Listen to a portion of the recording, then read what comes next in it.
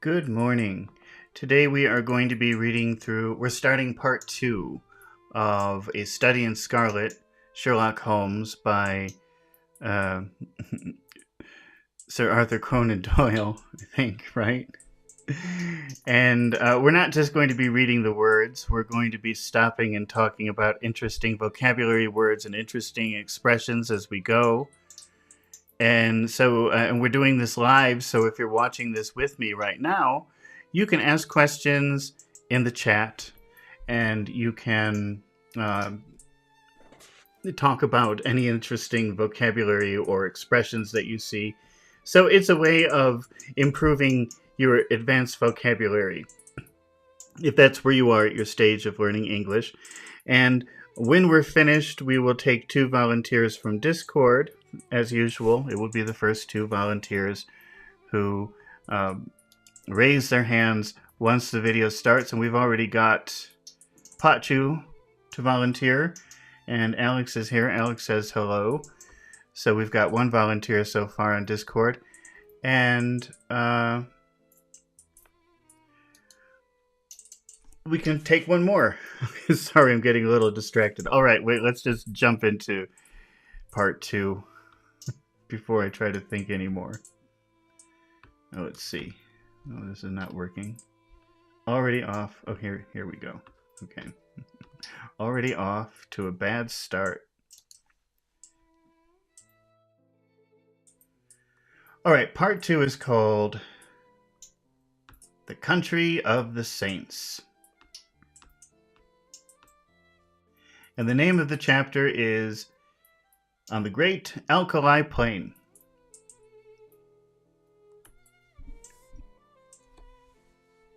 In the central portion of the great North American continent, there lies an arid and repulsive desert. I wonder which desert they're talking about here, which for so many a long year served as a barrier against the advance of civilization. From the Sierra Nevada to Nebraska. The Sierra Nevada is a name of a mountain range in the western United States. And I think that goes all the way to California. I'm not sure about that. And from the Yellowstone River in the north to the Colorado upon the south is a region of desolation and silence. Nor is nature always in one mood throughout this grim district. We've seen the word grim before. That usually means something negative. Well, it always means something negative. It means scary. Actually, I think I just want to define that. Scary is what I would say. Serious or gloomy, depressing. I was thinking of those words too.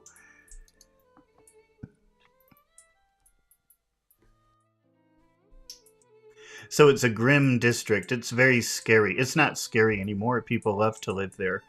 But 130 or 140 years ago, that would not be a very comfortable place to live, probably. It comprises snow-capped and lofty mountains. Lofty, it comes from the same word as lift. And you can see it in other Germanic languages too, like Lufthansa, the German airlines. That lift. It means going up in the air. So if something is lofty, it's very high up.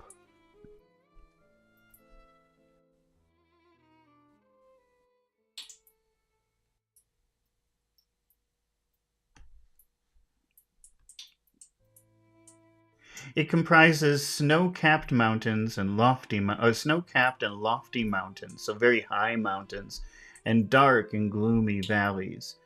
There are swift-flowing rivers which dash through jagged canyons. Well, if something is dashing really just means running. So most of the time when you see that, the word dash means run, like DoorDash. The idea is they leave I've never used DoorDash. I don't know if it's different from Uber Eats or something like that, for example, but I think the idea is they leave it at your door and then they run away. But I do want to show you what jagged means. We've probably talked about it before, but jagged means very uneven. Lots of peaks, lots of ups and downs. So if you have a mountain range like this one, let's just find it here.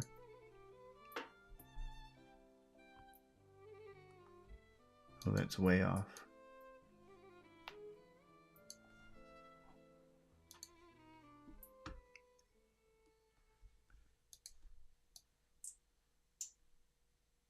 Oh, that's all you see. Well, you can see this is a that's a jagged mountain range. See all the different peaks? All I typed was the word jagged, and you see the names of movies or groups or whatever. But also what you see is this texture of very rough and up and down. These are jagged mountains.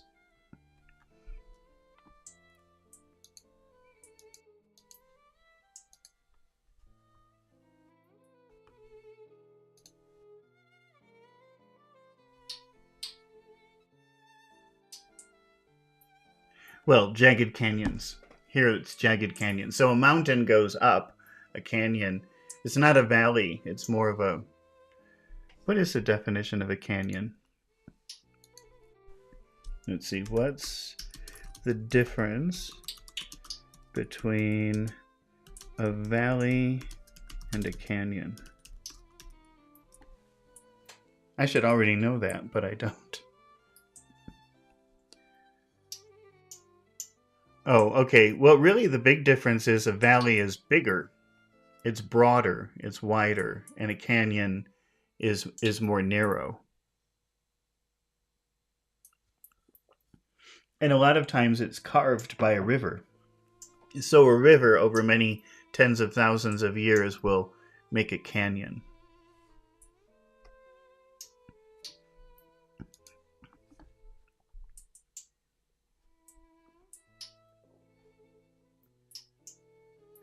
There's swift-flowing rivers which dash through jagged canyons, and there are enormous plains which in winter are white with snow and in summer are gray with the saline alkali dust. So saline, when you see that saline, that means salt. Salt. And alkali, I think that has to do with acid levels, if I'm not mistaken. They all preserve, however, the common characteristic of barrenness. Barren means there's nothing there. Nothing can live there. Nothing grows there. They used to call women who couldn't produce babies barren. You can't say that now. They would get offended or angry if you call them barren. It is kind of an insult. It means nothing can grow inside of you.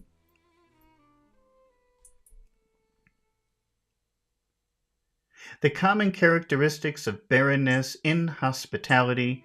So hospitable, you see that word hospit and you think, oh, hospital. But you have to think about hospitality. Hospitality is a concept of being welcoming to strangers. So the hospitality business, the hospitality industry is hotels and restaurants, places that welcome strangers and try to treat them very nicely. In theory, they're supposed to treat you nicely in those places.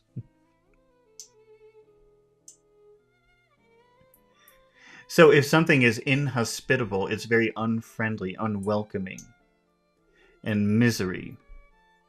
So we've got barrenness, nothing grows there. Inhospitable, which means unfriendly, not treating a guest the way that you should, and misery. Now it's very expensive real estate. That's like where Las Vegas, Arizona, I think is where they're talking about. Not back then. New Mexico. There are no inhabitants of this land of despair. Remember, despair means no hope. A band of Pawnees, that's a group of American Indians, or Blackfeet, that's another group, may occasionally traverse it in order to reach other hunting grounds, but the hardiest of the braves, braves again is a word that they used to use to talk about Indian men, Native American men, are glad to lose sight of those awesome plains and to find themselves once more upon their prairies. The coyote skulks among the scrub, the buzzard flaps heavily through the air, and the clumsy grizzly bear lumbers through the dark ravines and picks up such sustenance that it can amongst the rocks. These are the sole dwellers of the wilderness. And you have to be careful about that word soul, because if it's spelled S-O-U-L, that's your spirit. But if it's spelled S-O-L-E, it sounds exactly the same. That could mean only. So these are the only dwellers. And dwelling, to dwell somewhere, means to... actually, I'm going to use dwell today. I don't think we've ever used dwell.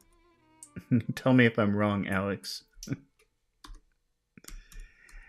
But we'll use dwell on as a phrasal verb, and we'll talk about what that means later. But to dwell somewhere, that just means to live somewhere. We've talked about that word before. I'm sure about that. Sometimes they'll say, maybe on an official form, it might say dwelling, which means address. And the reason that they say dwelling is because it covers all living places, apartment, house, box in the street, because dwelling means anywhere that you live.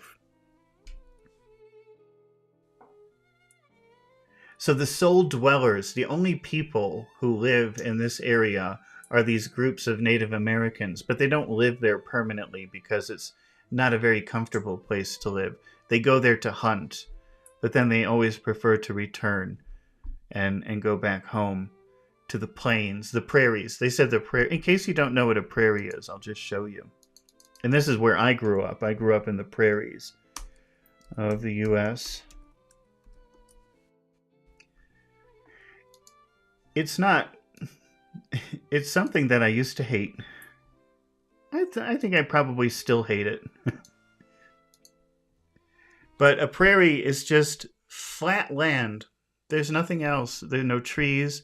It's just grass and land, and it's very flat.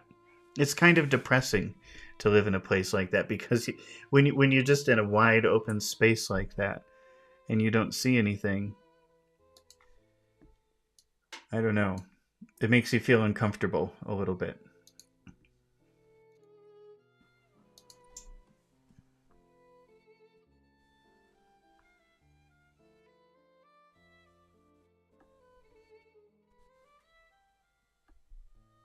In the whole world, there can be no more dreary view than that from the northern slope of the Sierra Blanco. When you talk about the side of a mountain, you talk about the word slope. So the slope of the mountain. So I don't know that mountain, Sierra Blanco, but the slope, that means the side of the mountain, the northern side of the mountain.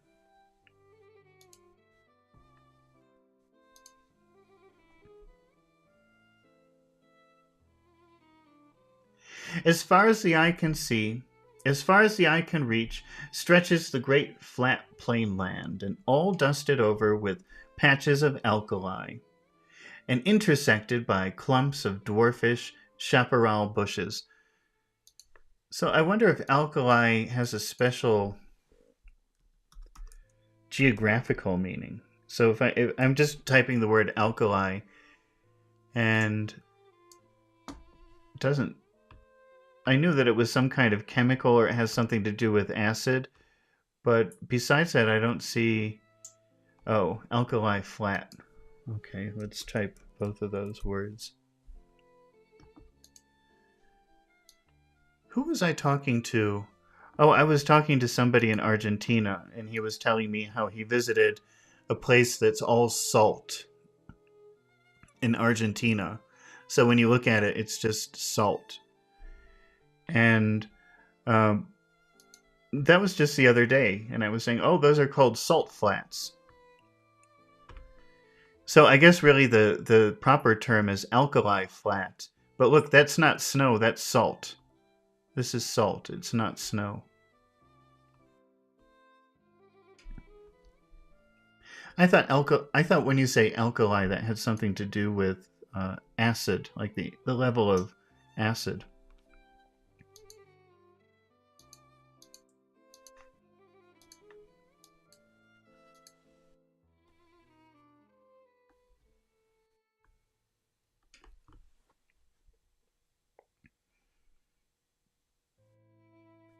In the whole world, there can be no more dreary view. So dreary means depressing again.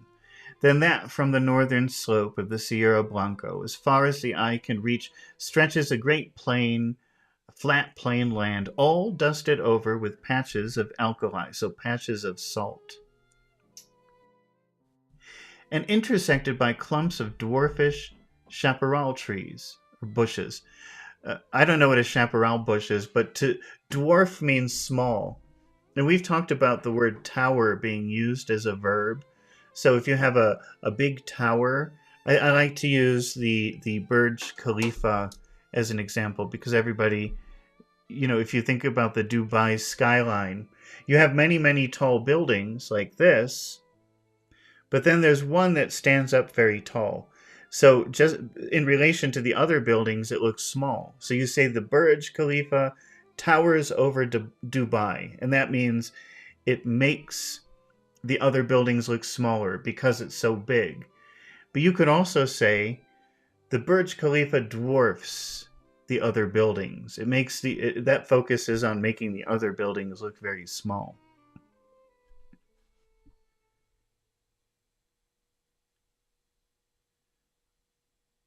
What was the thing that we were dwarfing? Oh. All dusted over with patches of alkali and intersected by clumps of dwarfish chaparral trees. Here it just means small, dwarfish. We've talked about ish at the end of a word. Sometimes that means it means approximately a little bit. So what time do you want to meet? Let's meet at 10. How about 10-ish? Meaning around 10. So dwarfish means not exactly small, but kind of small.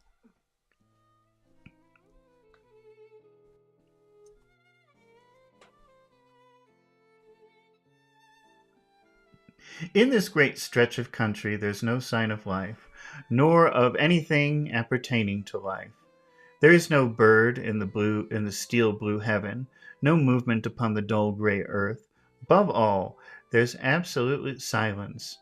Listen as one may, there's no shadow of a sound in all the mighty wilderness, nothing but silence, complete and heart-subduing silence.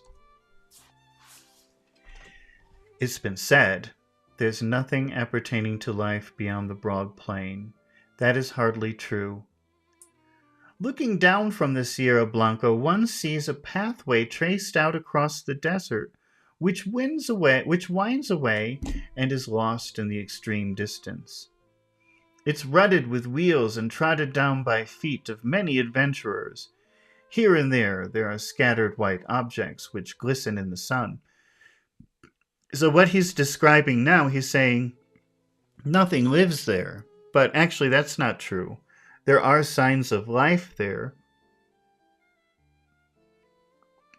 And if you look closely, you can see a trail, a very small trail, moving somewhere. And he talks about the ruts, which we've talked about before too. And I'll just remind you of what a rut is, because that's used in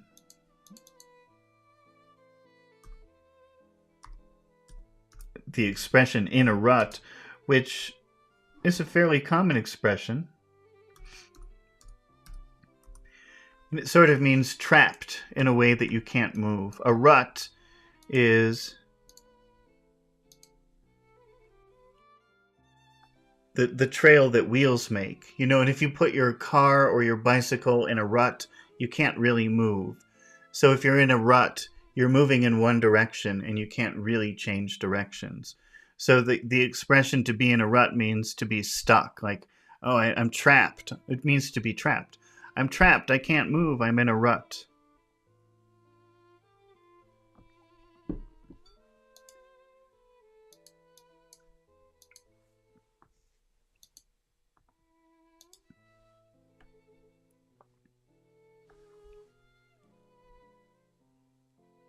Looking down from the Sierra Blanco, one sees a pathway traced out across the desert which winds away. So we've had winding before. Winding sort of means like a snake. The other day we were practicing meander, which pretty much means the same thing.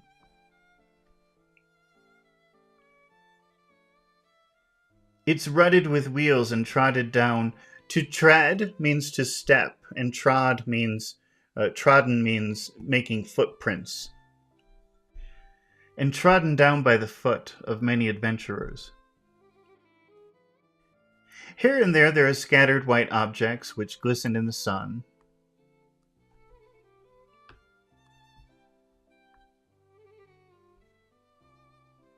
And stand out against the dull deposit of alkali. Approach and examine them. They're bones. Some are large and coarse, others smaller and more delicate. The former belong to oxen, and the latter to men. For 1,500 miles, I guess that would be around, 3,000 kilometers. For 1,500 miles, one may trace this ghastly caravan route by these scattered remains of those who have fallen by the wayside.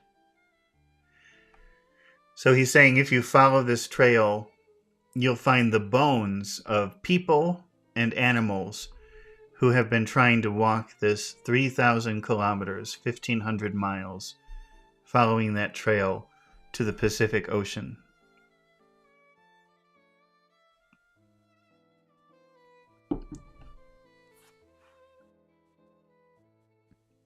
Looking down on this very scene, there stood upon the 4th of May, 1847, a solitary traveler.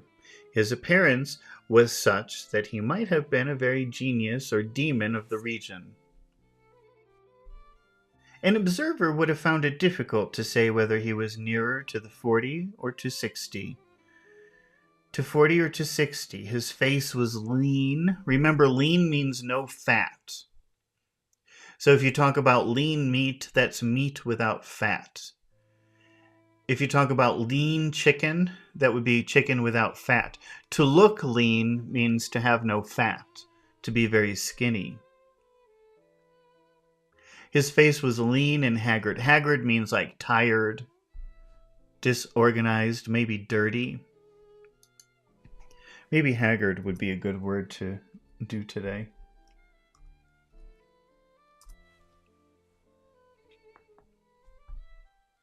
And the brown parchment-like skin was drawn tightly over the projecting bones. His long brown hair and beard were all flecked and dashed with white. Flecked. Let's look at flecked. Fleck is like little spots.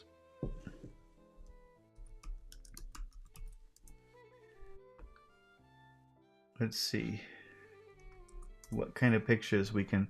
Yeah. So like I said, if you say flecked, what I picture in my head are little spots, little dots. So if we look at these pictures, that really shows you what flecked means. So if he's got a black beard or a brown beard and it's flecked with gray or white, a lot of times people call that salt and pepper. So he has a salt and pepper beard or mustache or hair.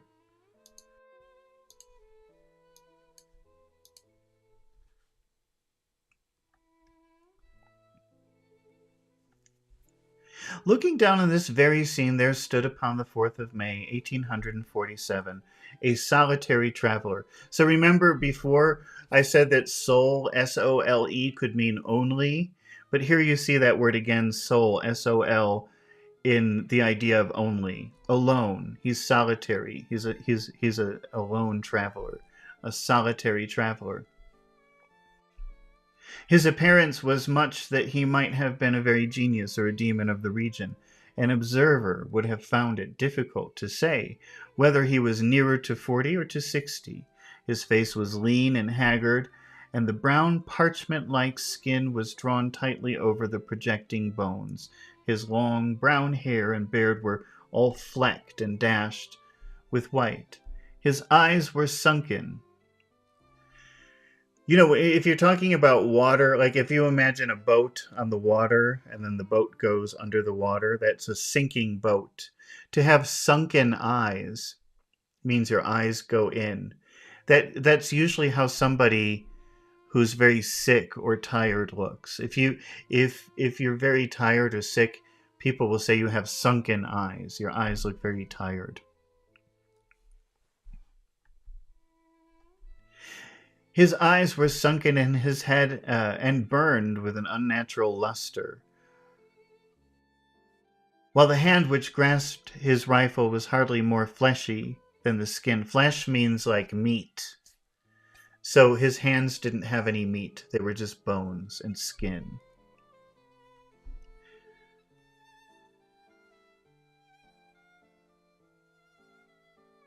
While the hand which grasped his rifle was hardly more fleshy than that of a skeleton. As he stood, he leaned upon his weapon for support, and yet his tall figure and the massive framework of his bones suggested a wiry and vigorous constitution. His gaunt face — gaunt means looking sick or tired, however, and his clothes, which hung so baggily over his shriveled limbs, proclaimed what it was that gave him that senile and decrepit appearance. So he's probably young, but because he's very unhealthy, maybe he's been walking this road for a very long time in very bad weather. So his skin is like leather, and he's very skinny. It makes him look like an old man. The man was dying from hunger and from thirst. He had toiled painfully down the ravine and onto this little elevation in the vain hope of seeing some signs of water, and now the great salt plain stretched before his eyes, at the distant belt of the savage mountains, without a sign anywhere of a plant or a tree which might indicate the presence of moisture. In all that broad landscape there was no gleam of hope. North, east, west, he looked with wild, questioning eyes, and when he realized his wanderings had come to an end, and that there was, and that there, on that barren crag — remember, barren means nothing lives there. Crag is, I think, a rock that sticks out. Let's take a look at a crag. Again, it's a geographical feature. Yeah, I'm pretty sure it's sort of like a rock formation. I'll check the definition. I'm just looking at a picture right now. Let me show you. See, it seems to be like a rock that sort of sticks out. I think there's a crag right up here. If it decided to fall, it would fall on my house.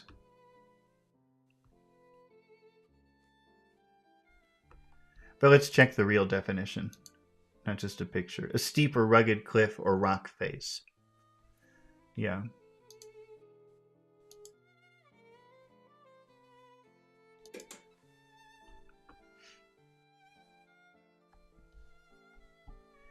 He was about to die.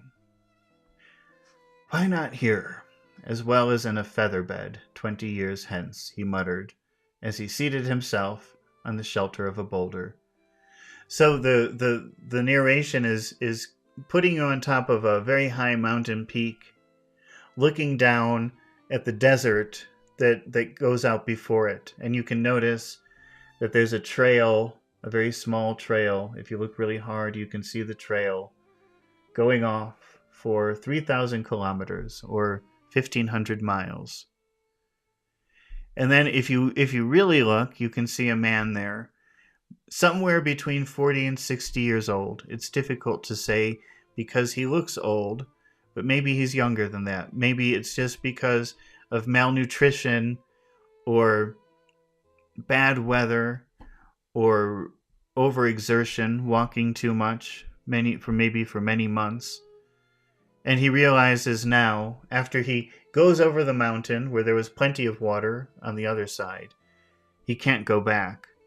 And now this enormous desert stretches out before him, and he knows he's going to die.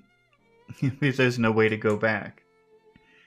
And he gives up, and he says, well, I should make myself comfortable here, because this is where I'm going to die. And it's just as well here than in a nice, comfortable feather bed.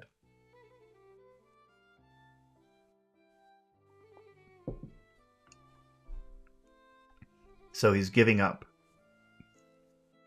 Before sitting down, he had deposited upon the ground his useless rifle, and also a large bundle tied up in a gray shawl. A shawl, that's a covering that you put over yourself to keep warm,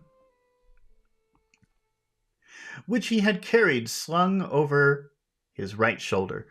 That's kind of an interesting word, to sling something. To sling something is to throw something, but it's to throw something in a very special way. So I'll just show you a picture of something.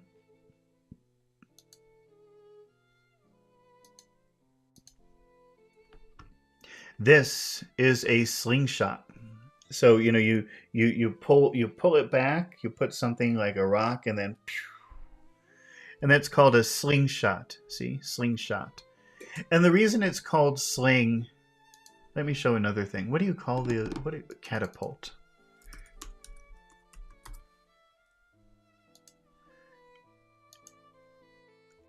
This sort of works in a similar way. It's this kind of movement like that. So a lot of times if you have something that's made out of cloth that's very flexible, you might sling it over your shoulder. Maybe you have a backpack. You might sling the backpack over your shoulder. It's this kind of circular movement that throws something.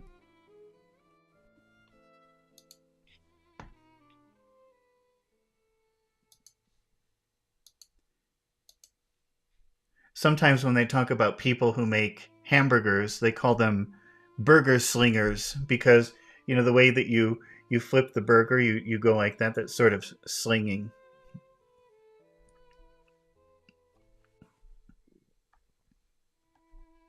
Before sitting down, he had deposited upon the ground his useless rifle, and also a large bundle tied up in a gray shawl, which he had carried slung over his right shoulder. It appeared to be somewhat too heavy for his strength, for in lowering it, it came down on the ground with some violence. Instantly there broke from the gray parcel a little moaning cry, and from it protruded a small, scared face with very bright brown eyes and two little speckled, dimpled fists. "You've hurt me," said a childish voice, reproachfully. So the man is walking, he's very tired, he's dying, and he realizes, I'll never survive walking through this desert, so I'm going to die. I give up. And he sits down. But before he sits down, he puts his rifle, and he's carrying a sack. And then he puts the sack on the ground, and then a little child pops out, and he says, "You better not hurt me."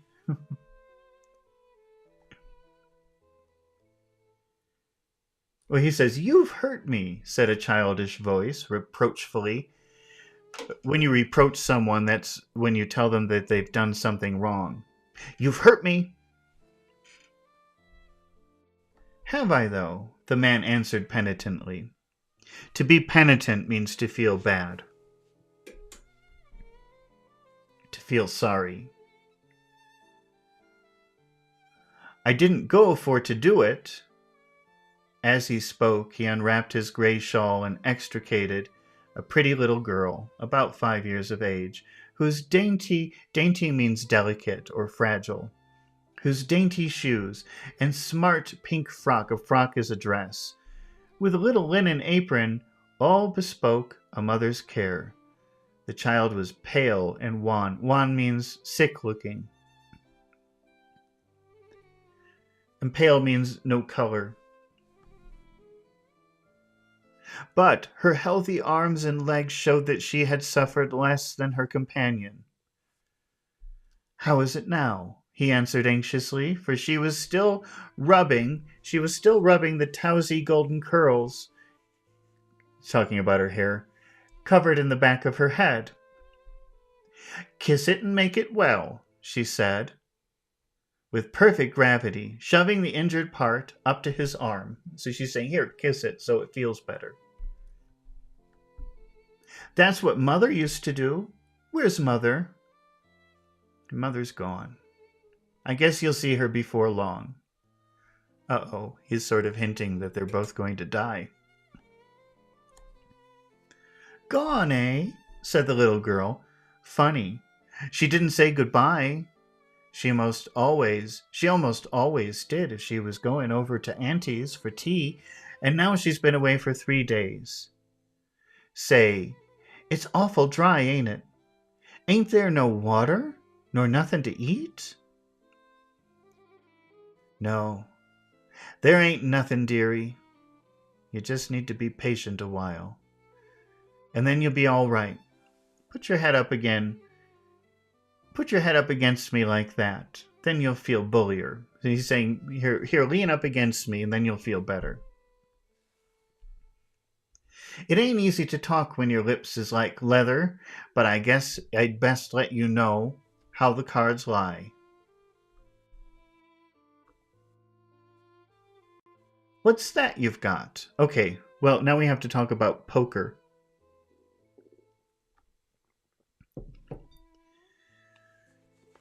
You know, I don't know how familiar you are with the game of poker, but really the game of poker is about deceiving people.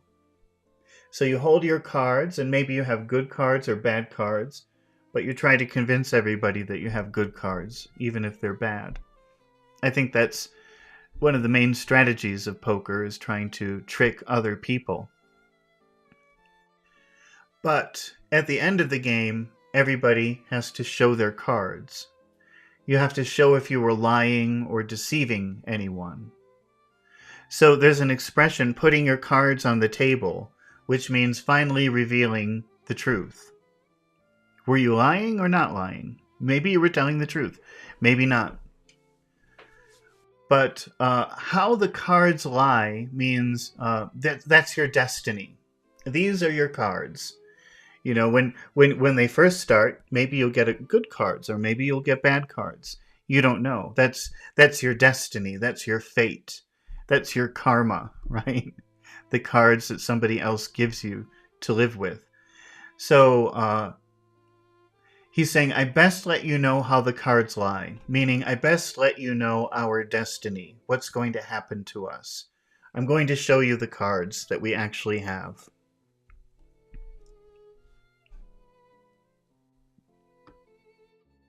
What's that you've got? Pretty things, fine things, cried the little girl enthusiastically, holding up 2 glittering fragments of mica. When we goes back to home, I'll get them to Brother Bob. You'll see prettier things than them soon. So he's trying to tell her as gently as possible that they're both going to die. So he's saying, you know, you're worried about these little shiny stones that you found in the desert, but actually you're going to see very beautiful things pretty soon, meaning death. You'll see prettier things than them soon, said the man confidently. You just wait a bit. I was going to tell you, though. You remember when we left the river? Oh, yes. Well, we reckoned we'd strike another river soon. Did we? Do you see? So here's a He's saying, do you see? But it's pronounced, do you see? Do you see?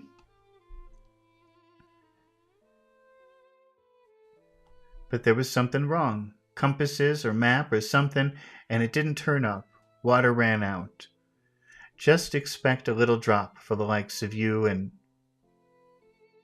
And you couldn't wash yourself, interrupted his companion gravely, staring up at his grimy visage. Grimy means dirty. But I'm not sure about the word visage. Let's look. I'm not sure what that means here. Grimy visage.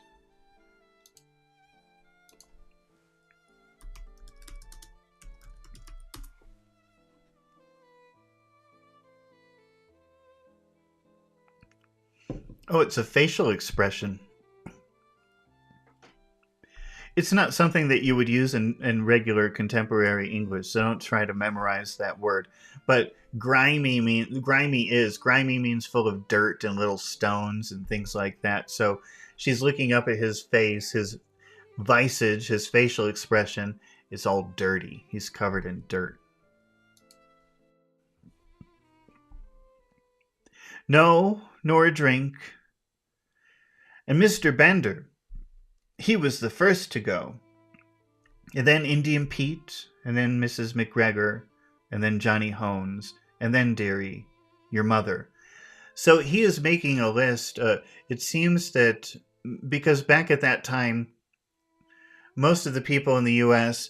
lived on the eastern part of the U.S. And during that part of history, they were expanding west towards California, but there wasn't anything really. There were no towns or cities or streets or anything, so it was very difficult to walk all that way from, say, New York to California, which is what they were doing. That's the type of people. They used to go in groups. What did they call those groups? They called the people pioneers, and I guess they called the groups of people traveling together. I thought they had a special name. I want to say caravan, but I don't think that's what they called it. I think they called it something else too. I can't remember. But that's what he's describing. This period in the U.S. history when people were walking, literally walking across from, say, New York to California. That was a very dangerous, very long trip. And especially when you got away from all the towns, it was extremely difficult. And when they got far west, the weather becomes very bad. There are very high mountains, there are deserts. That's not an easy place to survive. Now he's naming a list of all the people in their group who died along the way, including the little girl's mother. Anna says good morning. Good morning, Anna.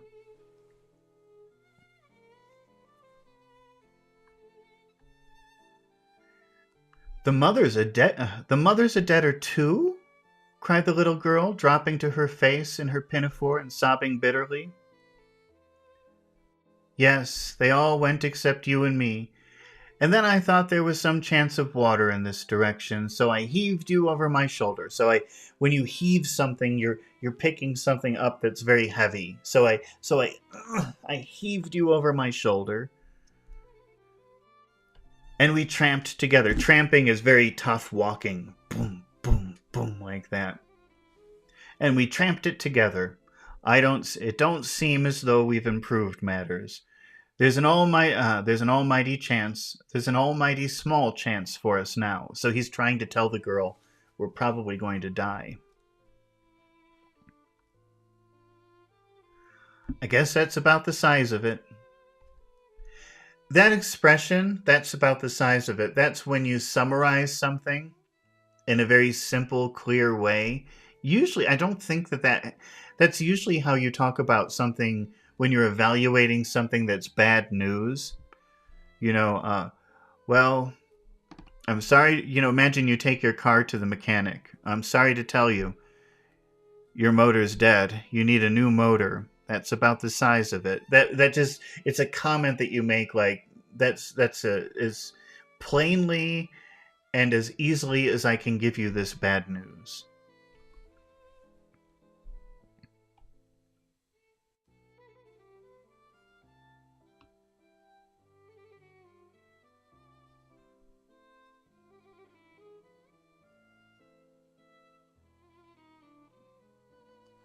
Why didn't you say so before? She said, laughing gleefully. You gave me such a fright. Why, of course. Now, as long as we die, we'll be with Mother again. So the girl's happy. And you too? I'll tell her now. I'll tell her how awful good you've been. I'll bet she meets us at the door of heaven, with a big pitcher of water and a lot of buckwheat cakes, hot and toasted on both sides, like Bob and me was fond of. How long will it be first? I don't know. Not very long. The man's eyes were fixed upon the northern horizon. In the blue vault of the heaven there had appeared 3 little specks, which increased in size every moment. So rapidly did they approach.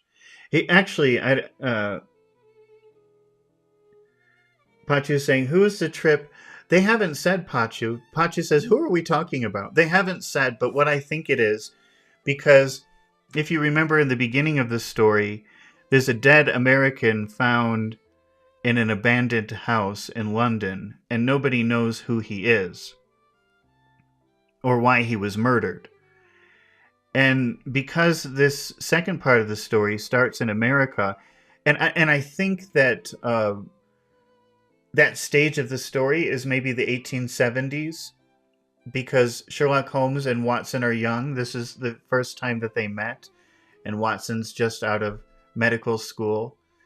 And most of the Sherlock Holmes stories are in the 1890s. So, and this goes back to almost 1850. So I think they're telling the story of how the mysterious American was found in London. So they're starting with where he comes from. So he's telling. I think what they're describing this phenomenon, this thing that happened in the U.S. around that time, around the 1850s, where people were expanding westward. And the way that they did it was walking. They just walked across the whole country, and then they did that because they thought there was gold. So people were going there because they thought they could get rich finding gold there, and that's why they took that risk of walking all the way across the U.S. with no roads or anything like that. And so I think, I'm not sure, but I think that might be the man. Or maybe the little girl is someone who, I don't know. But they haven't mentioned it yet. They haven't said. I've just assumed they're talking about the dead man.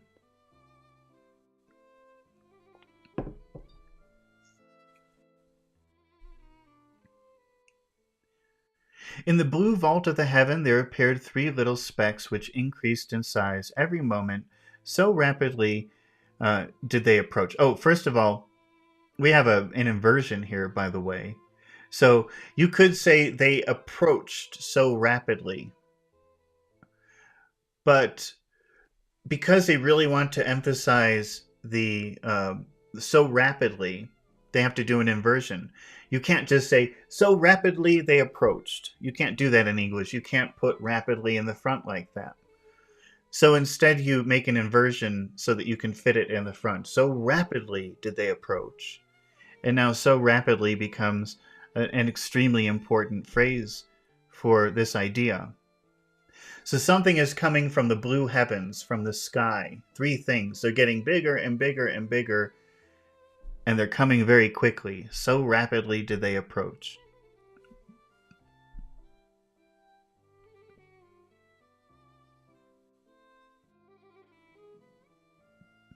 They speedily resolved themselves into 3 large brown birds, which circled over the heads of the 2 wanderers. So they've got buzzards.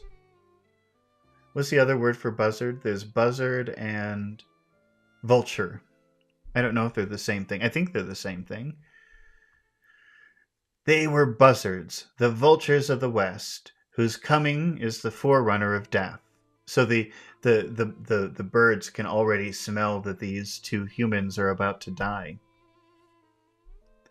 Cocks and hens, cried the little girl. Cocks are male chickens and hens are female chickens. So she's calling them chickens.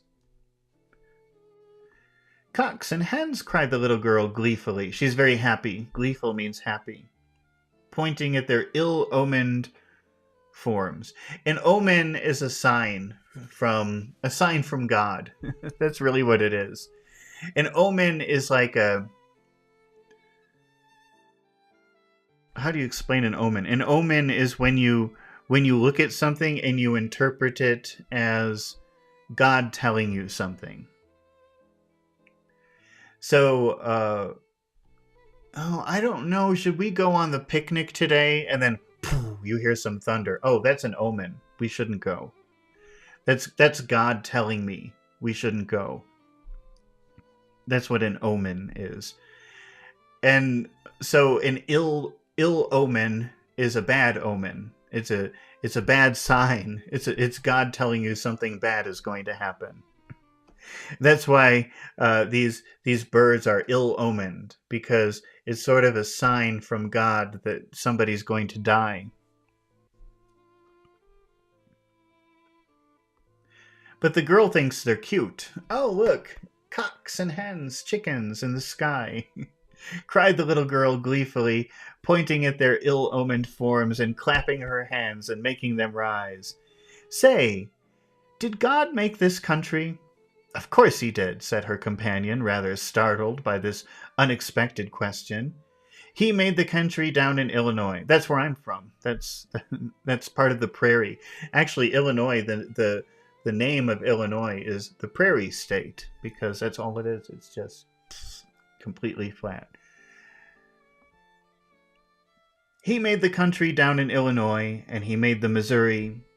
And the little girl continued, I guess somebody else made the country in these parts. It's not nearly so well done. They forgot the water and the trees. What would you think of offering up a prayer? The man asked diffidently? Let's see, what is that? Diffident.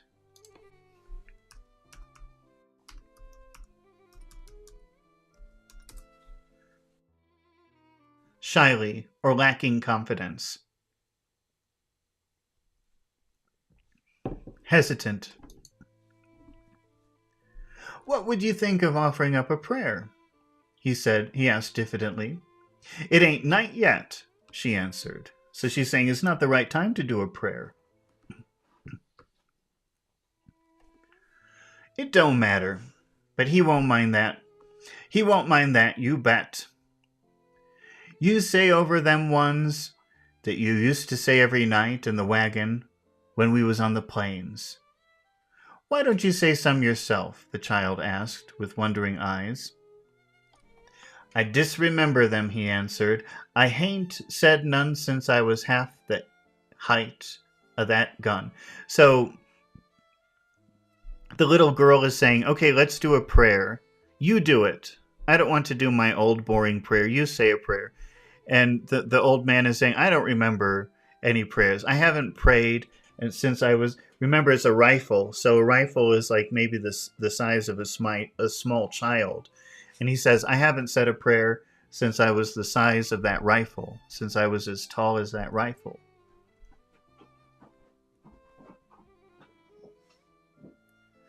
I guess it's never too late. You say them out, and I'll stand by and come in on the choruses.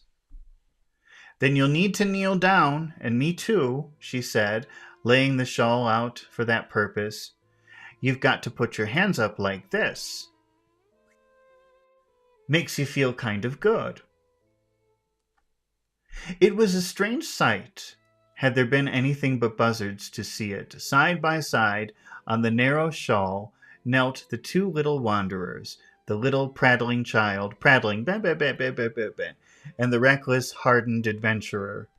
So it's a very funny mix, because the little girl, the man has been keeping her very clean. It seemed cruel that he was keeping her in a bag, but he's been keeping her very clean. She has a nice, pretty new pink dress on.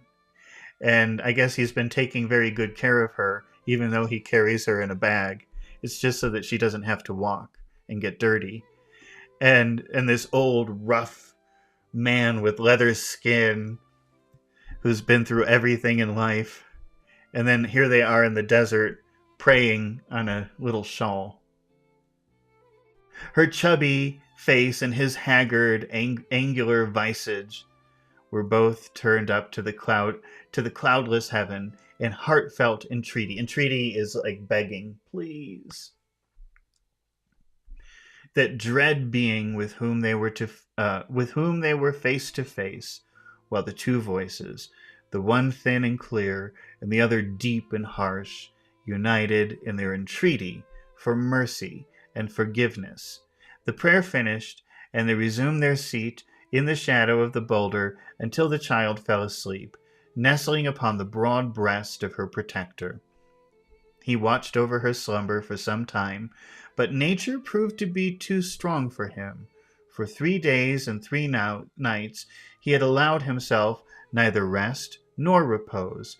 Slowly, the eyelids drooped. Drooping, remember, drooping is when like the eyes look, okay, this watch. This is how eyes should be, like this, but not me. My eyes droop. See the drooping? Drooping is when something should be even, but it's not. It goes like this. If you're tired, your eyes droop. There's a famous cartoon character, let's see, named Droopy. And if you see Droopy, maybe you could understand what drooping is. You see how Droopy looks? He looks very tired. That's Droopy. But also his mouth droops and his ears droop. Everything about him droops.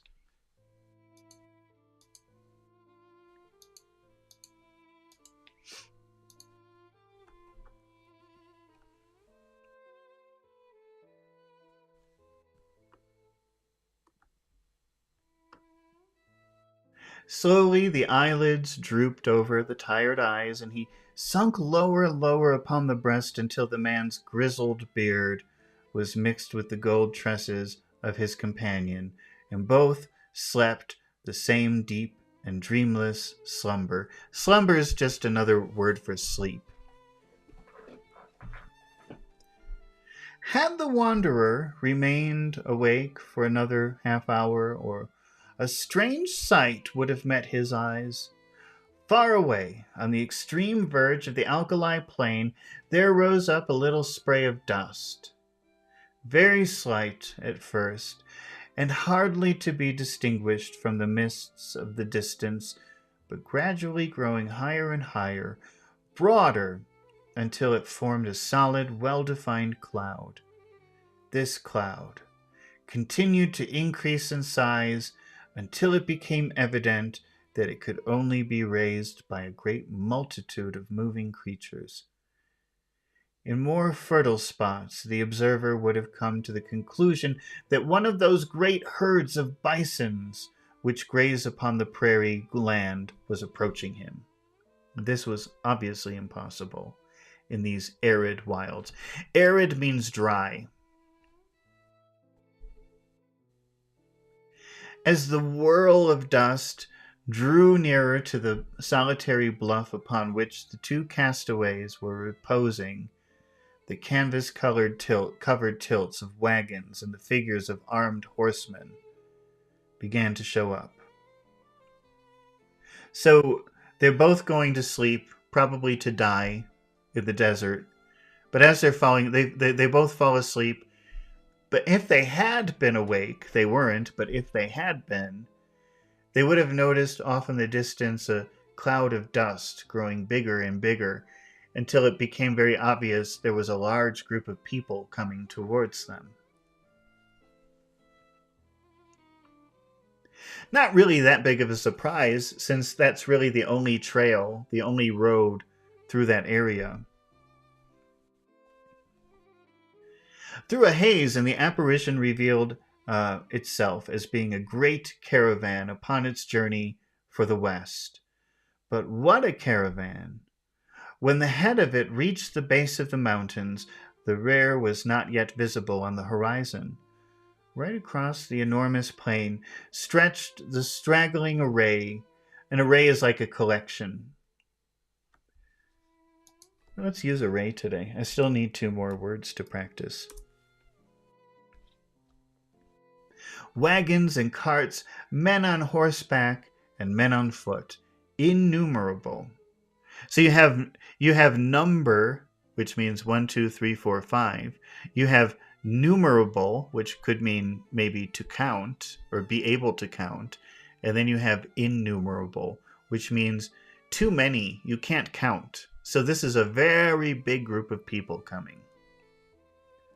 Innumerable women who staggered along under burdens, and children who toddled beside the wagons or peeped out from under the white coverings.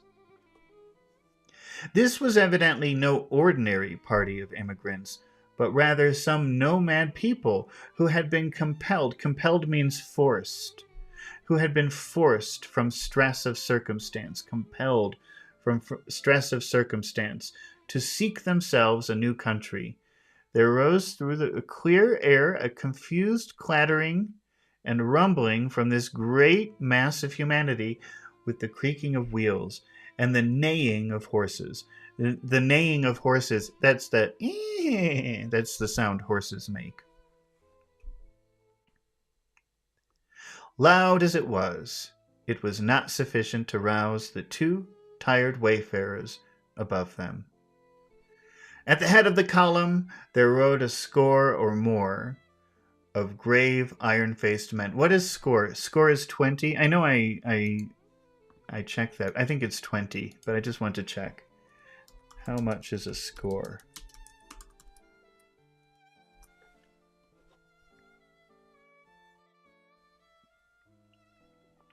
It's 20. Not very common to use it in contemporary English, so except scores of. Actually, we can use that. Scores of means a lot.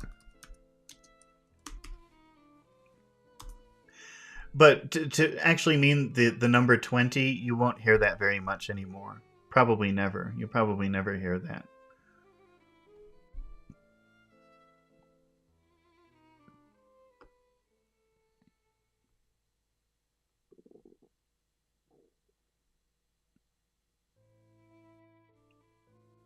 At the head of the column there rode a score or more of grave, iron-faced men. So at the head of this very large caravan, that's like a traveling group with wagons and horses and people, at the front of that were at least 20 men with iron faces, with very strong faces.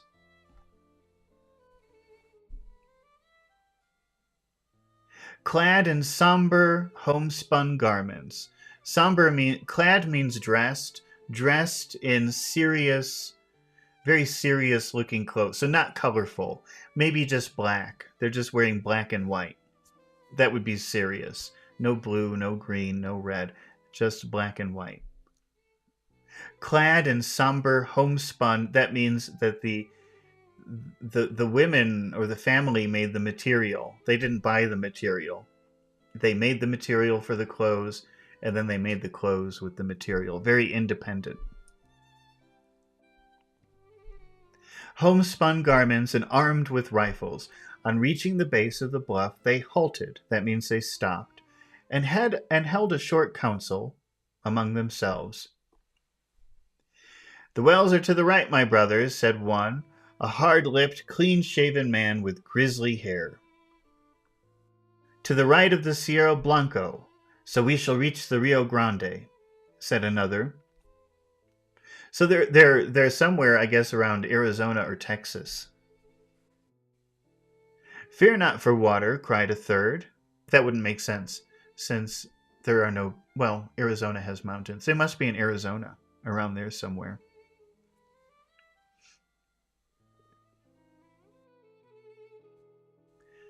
"Fear not for water," cried a third. "Who could draw it from the rocks will not abandon his own chosen people."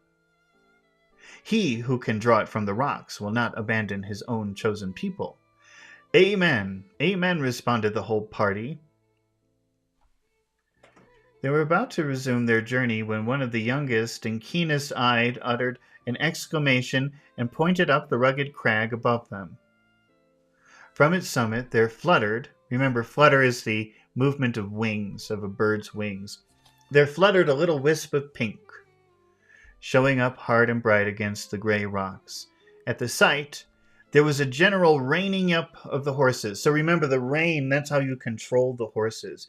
If you rein up the horses, I think you're holding them back like that. At the sight, there was a general reining up of the horses and an unslinging of guns. So when this group of people saw the old man and the little girl, their first reaction was to be defensive and pull their horses back and pull out their guns.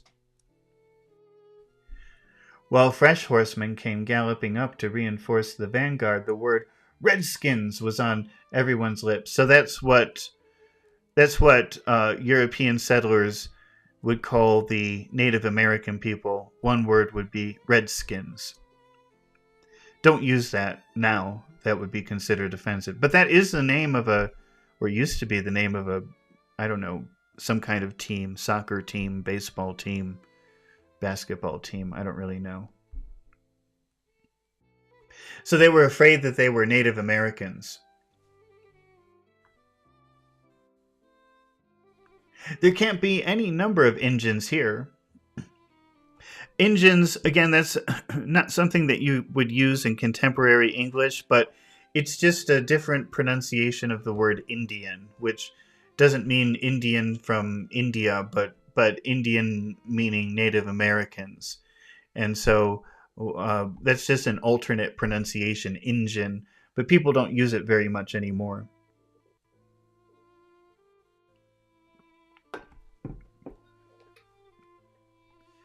There can't be any number of Injuns here, said an elderly woman who appeared to be in command. We've passed the Pawnees, that's one group, and there are no other tribes until we cross the great mountains. Shall I go forward and see, brother Strangerson? Oh, you see, Stangerson? So this is a group. Now we know the connection between this story and the Sherlock Holmes story. Because Stangerson, I think that was the private secretary of the man who was murdered. So finally we know what's happening. And it sounds like these people sound like they're Mormons. Hadi says pull the rein. Yeah, pulling in the rein, you have to use the word in, and you also have to emphasize that word when you say it. Pulling in the reins means taking control. That's it. I'm pulling in the reins. I'm taking control. That's what it means. But you have to use the word in, and that's a very important word in that phrase. It must be emphasized. Handing someone the reins means handing somebody control of something. But these people, it sounds like a group of Mormons. Don't ask me to explain Mormons. I'm not sure if I could. But it was a religious group. Let's say that it was a religious group that offended a lot of people where it originated from, which was in the East, actually in New York. And because they were never welcome wherever they went, they kept moving westward. But they would move, and they would build a community, but then the other people around them would be so offended by them that they would be forced to be moved, and they kept moving west until now the state of Utah is famous for being a Mormon state. That's where they settled. And that was a difficult place to live. It's a very beautiful place. I've driven through it many times. It looks like driving on the moon because you see all these red rocks. There are no people. It's just a road and very strange formation. There are no trees or anything. A very difficult place to live, especially 170 years ago. But they built many nice cities there, and now it's sort of their home base. And but at the time they picked that spot because nobody lived there, so because it was so difficult to live there, they picked that spot, and that seems like where these people are headed. So I think these are Mormons. "Shall I go forward and see, Brother Stangerson?" asked one of the band. And I," cried a dozen voices. "Leave your horses below, and we will await you here," the elder answered in a moment.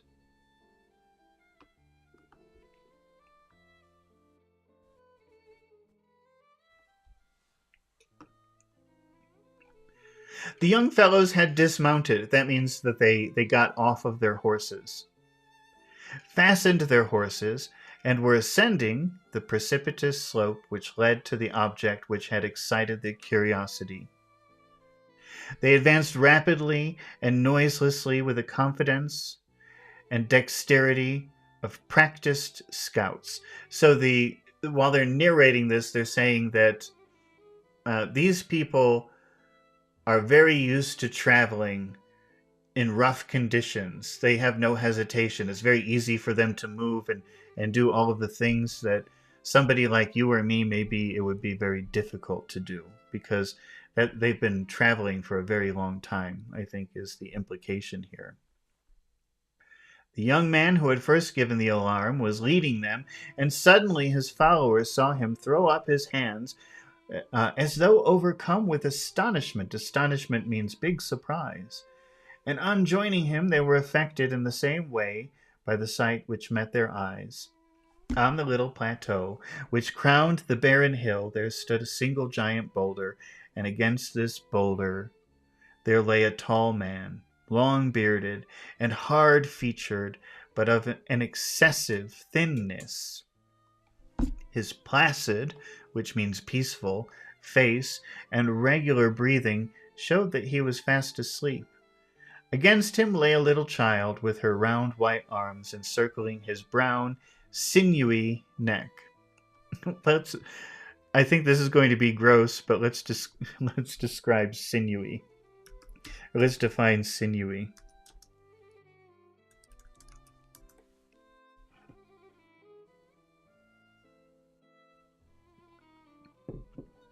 Oh, it just means lean and muscular.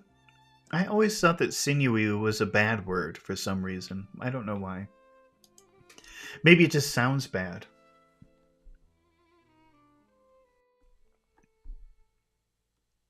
And her golden-haired head resting upon the breast of his velveteen tunic.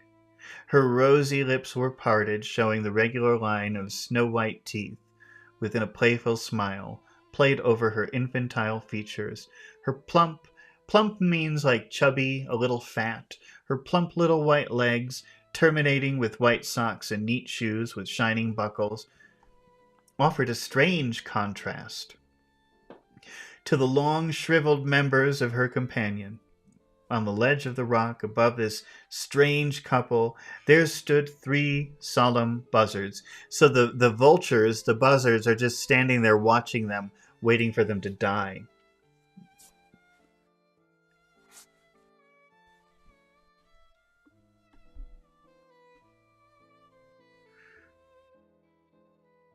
Who at the sight of the newcomers uttered raucous screams of disappointment and flapped sullenly away. Pachu is asking about a buzzard.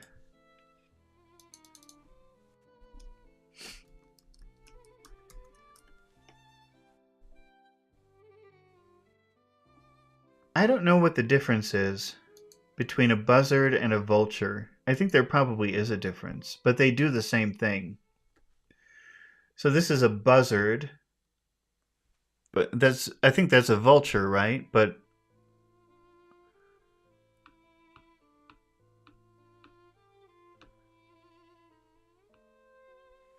so that's why the old man and the girl, they're about to die because they don't have any water. They're in the desert. They haven't eaten in many days.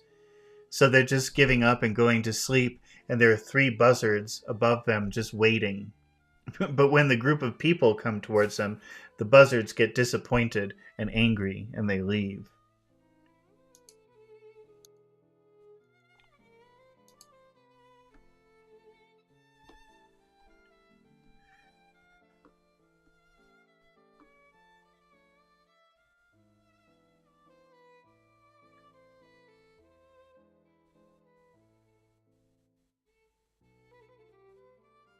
Her plump little white legs, terminating in white socks and neat shoes and shining buckles, offered a strange contrast on the long, shriveled members of her companion.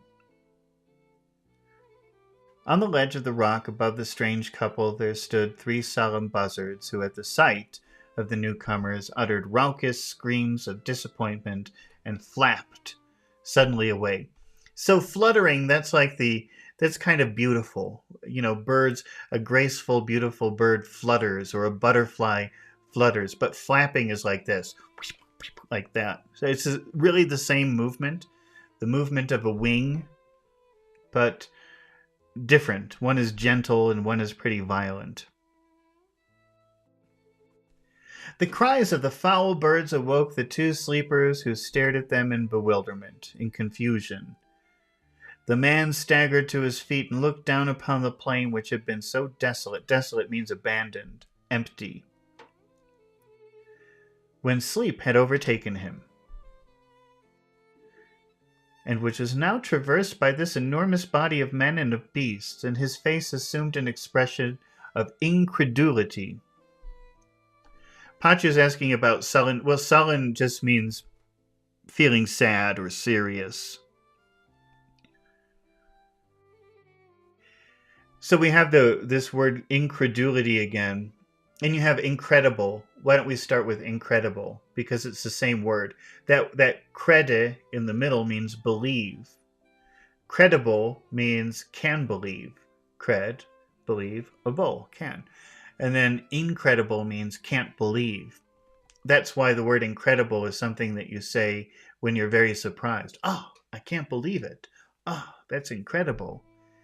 And incredulity, again, that's a noun, but it's the same word. It means he looked at them like, oh, I can't believe it. I can't believe what's happening.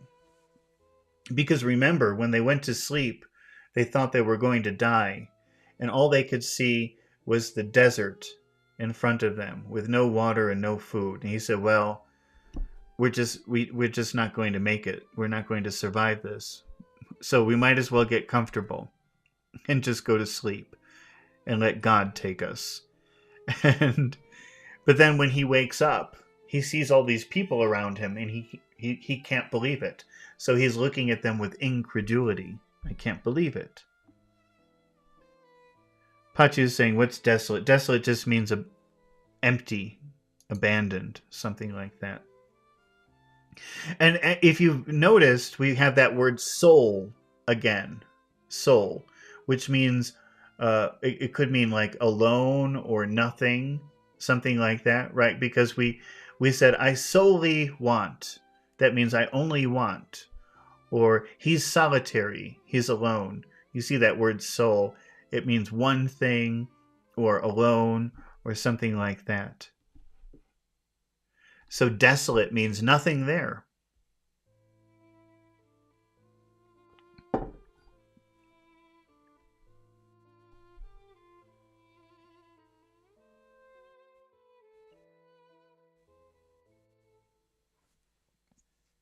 His face assumed an expression of incredulity as he gazed and passed his bony hand over his eyes.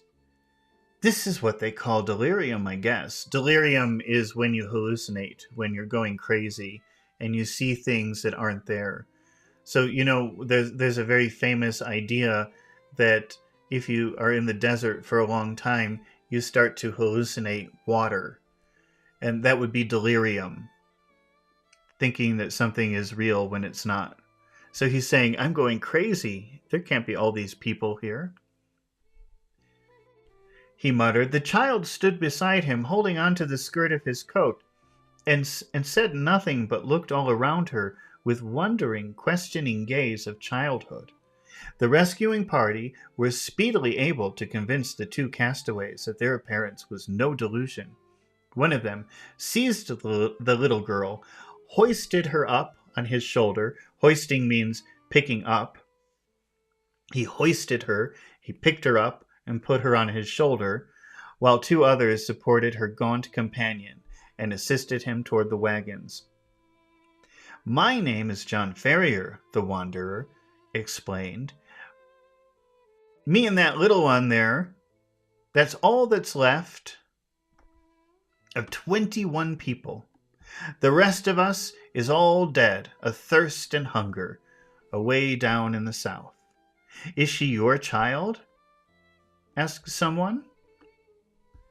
I guess she is now, the other cried defiantly. She's mine 'cause I saved her. No man'll take her from me. She's Lucy Ferrier from this day on. Who are you, though? He continued, glancing with curiosity at his stalwart, sunburned rescuers. There seems to be a powerful lot of ye. Nigh upon 10,000, said one of the young men. So this is a group. It's not just a group of 100 people or 200 people. It's a group of 10,000 people. And I think these are the Mormons. So the Mormons are looking for a home where people will leave them alone. Nigh upon 10,000. That nigh upon means somewhere around 10,000. Said one of the young men.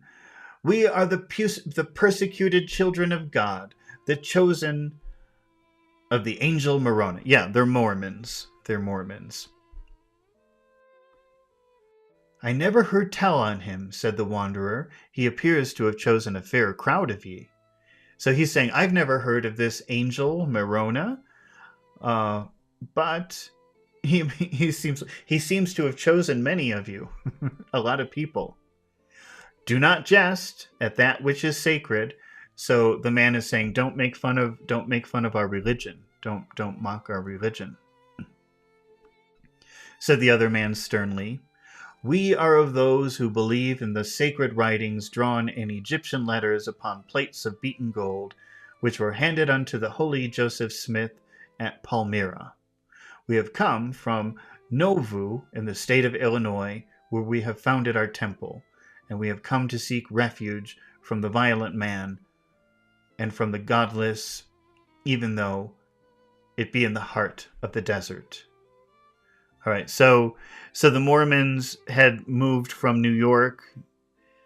People found, I don't know, I don't understand too much about Mormonism, but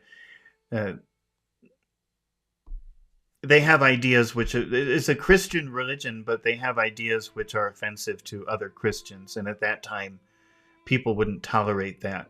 So they forced them to leave where the religion started, and they moved from New York to Illinois. And I'm from Illinois, but I've never met a Mormon in Illinois. I've met Mormons, but I've never met a Mormon in Illinois. But I think they settled there for a while, and then people didn't like that, so they forced them to keep going west. And that's what they're doing.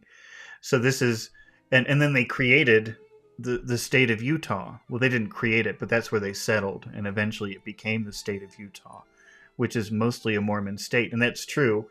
It was very difficult to move from place to place like that always, especially in those very difficult conditions.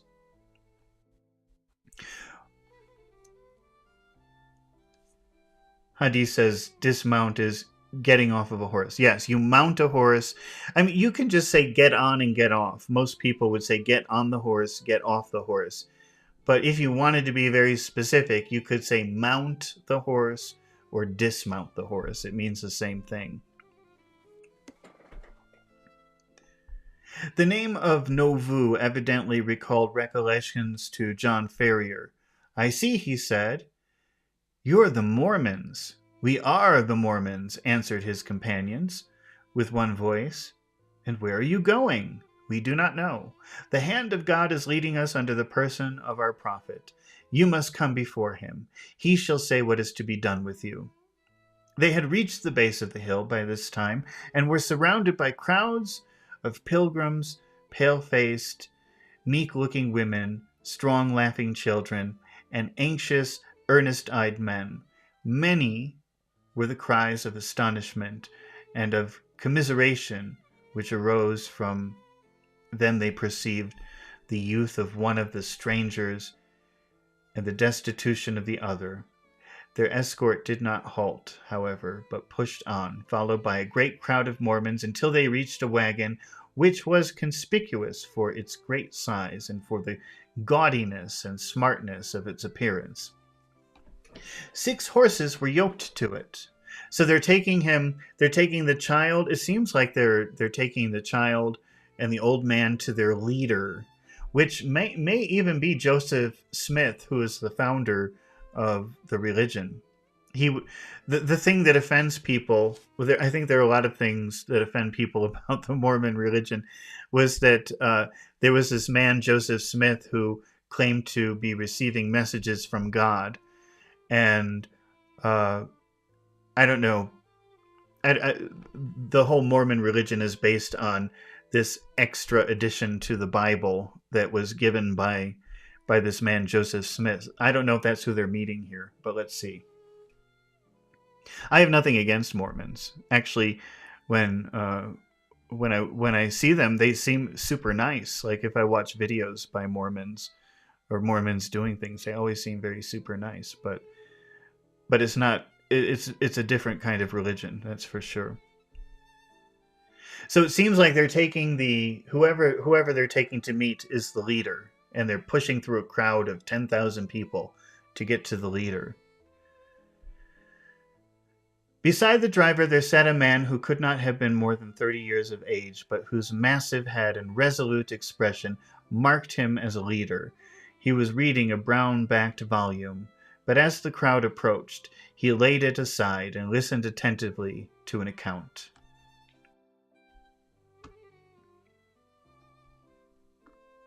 Of the episode, and then he turned to the 2 castaways.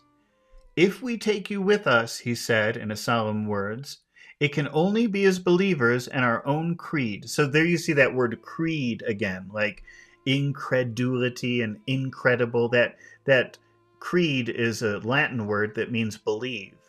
And he's saying we only take our own believers, our own creed, the people who believe like we believe.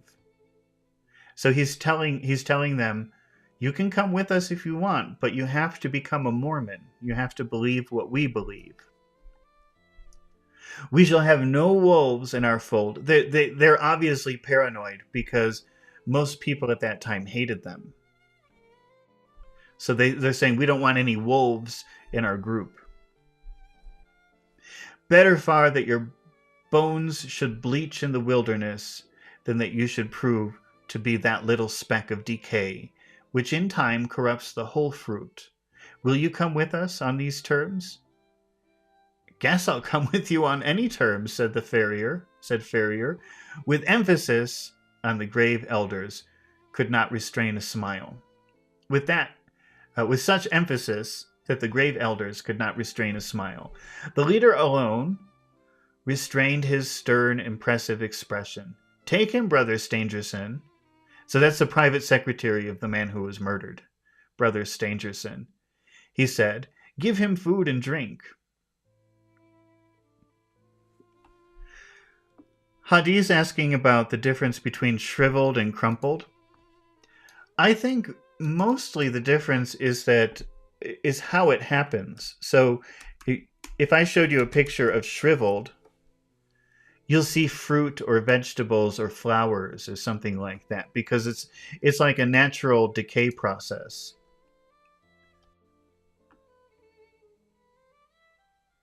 So this is shriveled fruit. This is what happens with shriveled.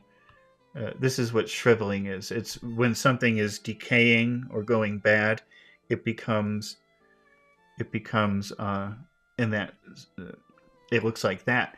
And you can see that even these are shriveled hands.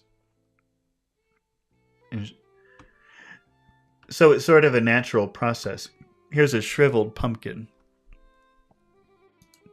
Crumpled is usually what happens by force.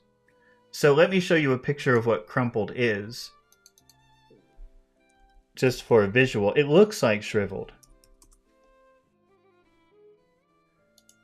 And as I thought, it's probably paper. It's, some kind of outside impact happens, something like this, some kind of pressure to give that impression. Did you ever sleep? Have you ever had this experience? You sleep, and then when you wake up, you have marks from the bed or from the pillow. And you say, oh no, my face is crumpled, because that happened from an outside force. But shriveled just happens by nature. You get smaller with many lines. That's what happens to older people. That's what's happening to me. My hands, sometimes I notice my hands now are starting to look shriveled.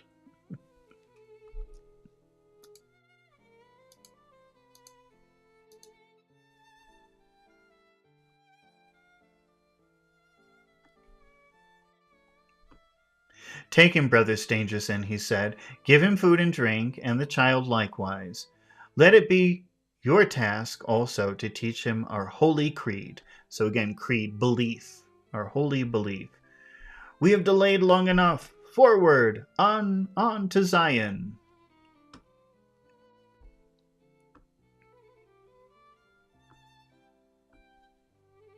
On to Zion, cried the Mormons. And the words rippled down the long caravan, passing from mouth to mouth until they died away in a dull murmur in the far distance, with a cracking of whips and a creaking of wheels, and the great wagons got into motion, and soon the whole caravan was winding along once more. The elder, to whose care the two waifs had been committed, led them to his wagon, where a meal was already awaiting them. You shall remain here, he said. In a few days you will have recovered from your fatigues. Fatigue means very tired. And in the meantime, remember that now and forever you are of our religion. Brigham Young has said it, and he said it with the voice of Joseph Smith, which is the voice of God. How do you saying desolate, deserted? Well, I think that you have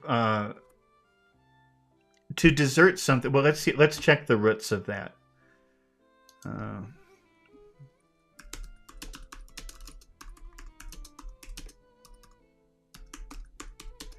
I think you have two different roots, because I think you have soul, which means alone. So to be desolate means to be of loneliness, something like that. De sort of means of or from, and soul sort of means alone. And but desert, I think maybe desert. I'm not sure what that the desert is, but let's see. Maybe the verb to be, like of being alone. I think they come from two different words.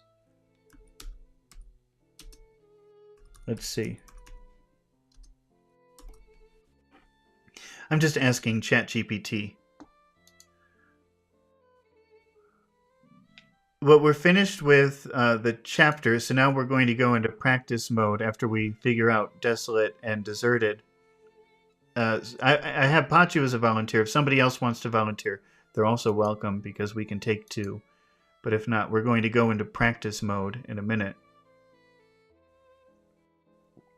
So let's see. Desolate comes from desolatus, forsaken, abandoned, from de, and soul, alone. So the de means completely, and the soul means alone. Desolis, completely alone. And desert comes from deserere, which means to abandon, from de, away, and serere, which means to join or tie. So I don't know if that makes any sense. Because desert means to untie, like to say, well, finished. So that would be like if someone abandons a dog, they cut the dog, like, done, bye. But so that's what so desert means cutting ties. Oh, but desert. Wait, desert as a noun. That's desert as a verb, but I wonder what desert as a noun, if it comes from the same.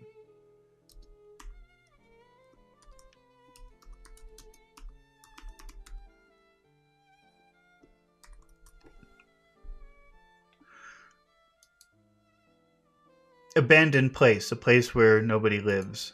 Yeah. So, yeah, they mean similar things and they almost look the same, but they come from two different words. Okay. All right. So we've got Pachu here, and what I'm going to do now. Don't go away. We're going to practice dwell on and haggard and array and scores of, but we'll also be practicing pronunciation, intonation, all those great things when we get back. But I will have to take a little break because I have to put some exercises together and also get some more coffee. So give me a few minutes while I do all this, and we will be back. Don't go away.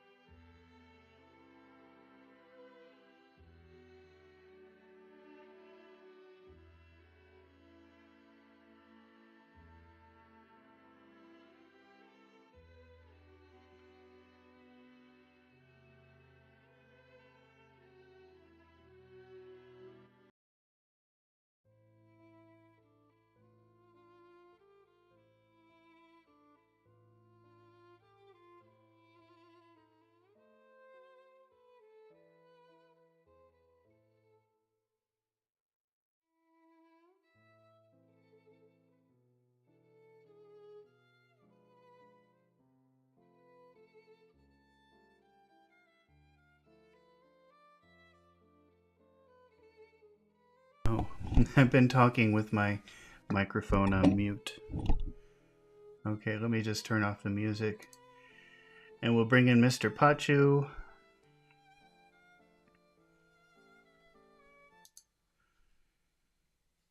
And let's see.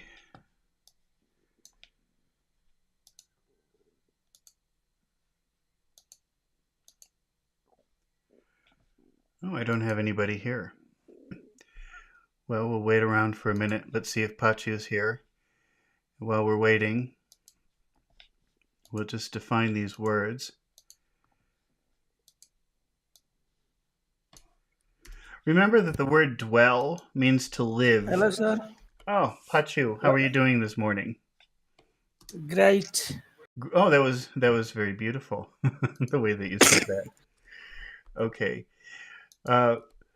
Pachu, you've seen the word dwell before? Yes, sir. What does that mean, dwell?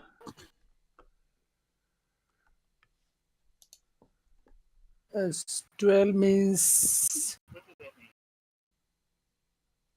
yeah, like move or Dwell means to live somewhere. So okay, sir. another way to talk about your home is to call it your dwelling. It's not very typical. It's not Yeah. very normal, but sometimes you'll hear that my dwelling has 3 bedrooms and 1 kitchen and 1 living room. It's just another way, because to dwell somewhere means to live somewhere. So dwelling is a home. But the phrasal verb to dwell on something means to think about it too much. So if you're worried about something, oh, what am I going to do? I have to pass this test. I might say, oh, Pachu, don't dwell on it, which means don't live there, don't stay there, don't always be thinking about it, don't worry about it. Does that make sense? Yeah, yes, sir, yes. So to dwell on something means to be obsessed with an idea or to be worried about an idea. It's usually a bad thing to dwell on. It could be a good thing. Hey, what do you think of my idea? Let me dwell on it. Let me live there. Let me live in your idea for a while. Let me think about it. It means let me think about it. Dwelling could mean to be worried about something or to be thinking of. Dwelling on something could be to be worried about something or to be thinking about something. All right, let me just put the rest of these up here. Well, let's start with dwell. Why don't we let's just get started here. How about this one here? We'll start with this sentence.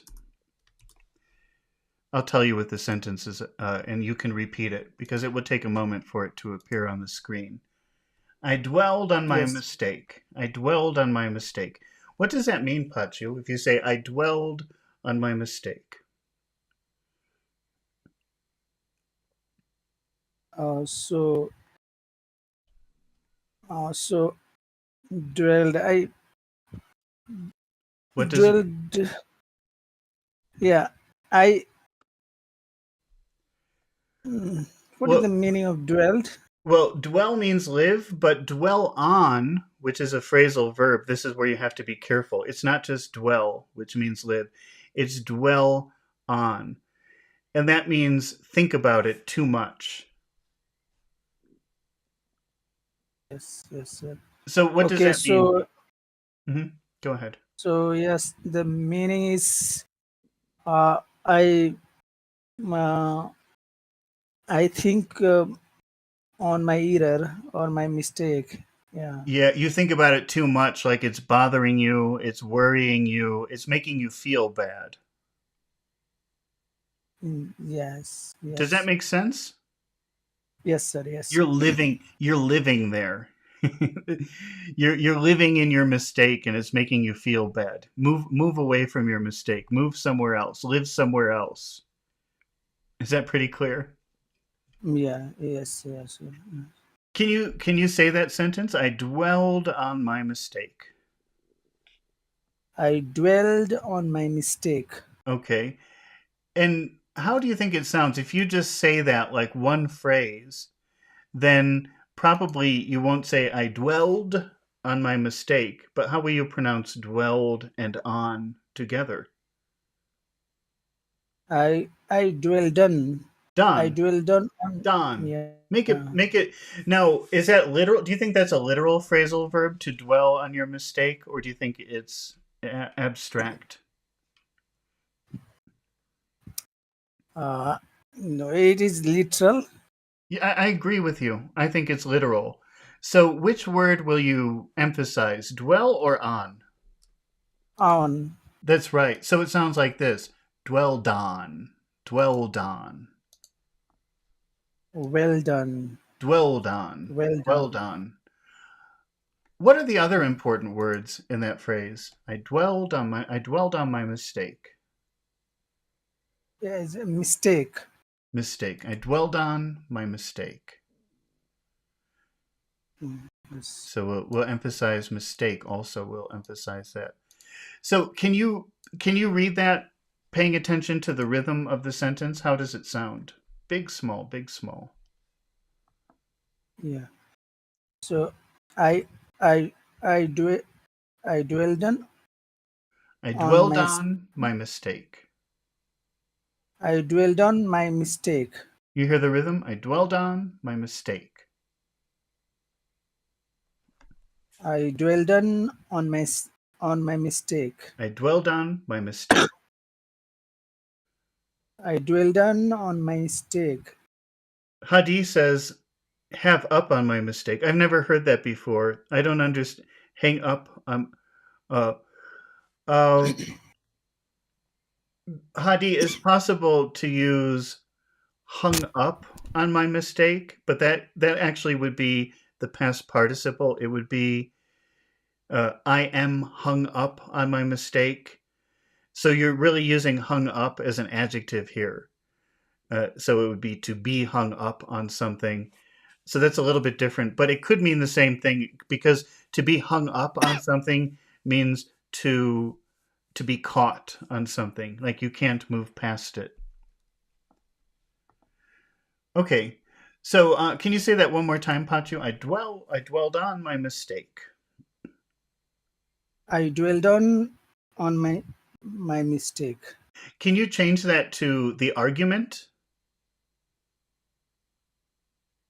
Okay, so I argued on my mistake. Well, we're not changing the verb. We're going to keep dwell on, but we're changing mistake for argument.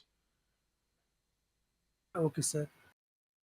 I dwelled on my argument. How about just the argument? The argument. I dwelled on the argument. I dwelled on argument. The argument. The argument. Is it gument or gument? Argument. That's right. Argument. Try to say it again. I dwelled on the argument. Okay. I'm writing it up here. Normally I wouldn't rewrite this, but since we're practicing just the two of us, we can take some time to talk about the pronunciation a little bit more. How do you pronounce the plus argument together? So, the argument. The argument. What happens when you have two sounds that you push together, like the E? We've got to make this bigger. This is too small. What happens if you have the word the plus another word with a vowel sound following it? How does it sound? So is it the argument? Yes, and you have to put The it. argument. You have to separate them also by adding an extra e. The argument. The argument. I dwelled on the argument.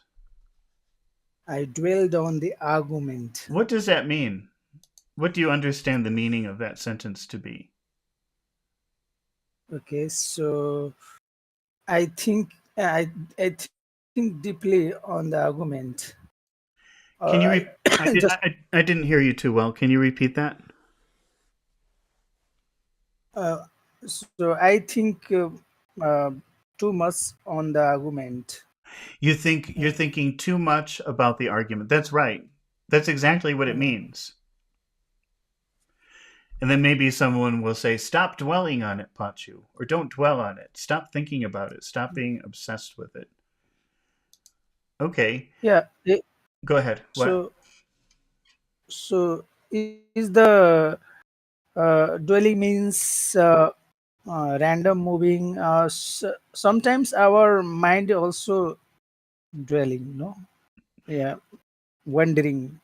No, it's the That kind of opposite of thing. wandering because dwelling on something is very focused, and wandering is thinking about many different things, going in different directions for no reason. But dwelling on Yes. something means being almost obsessed with something. Okay. Okay. Hadi says, "Don't chew on it." Eh, I don't know if I would use that. That to me, that doesn't make too. I can understand why you're saying that, but it doesn't sound. It doesn't sound natural to me to say that, or normal to say that. So I dwelled on the argument. Can you try to say that again, but try to connect the and argument? The argument. I dwelled on the argument. I dwelled on the argument. Uh, you, you. Okay. I dwelled on the argument. Are okay, but pay close attention because the accented syllable is argument. Argument. Yes, so you have to give all the attention to R, but then also remember to pronounce gu and not gu. Argument. Argument. I dwelled on the Argument. argument. I dwelled on the argument. What if we change it to that moment? Okay. So I dwelled on that moment. What does that mean? What do you understand that to mean? So I I started to think Hmm. about that moment, the time. Too much or a lot? Too much. Yeah, too much. Yes, too Too much. much. I dwell. It could be, and I think for argument, maybe that's bad. I dwelled on the argument. It's bad. If you have an argument with someone, it's bad to think about it too much. Do you agree? Yes, Because it yes, creates yes, bad feelings. But what if yes. you had a really special, nice moment? That would be okay to think about many times, right? Or Yeah, excessively. yeah.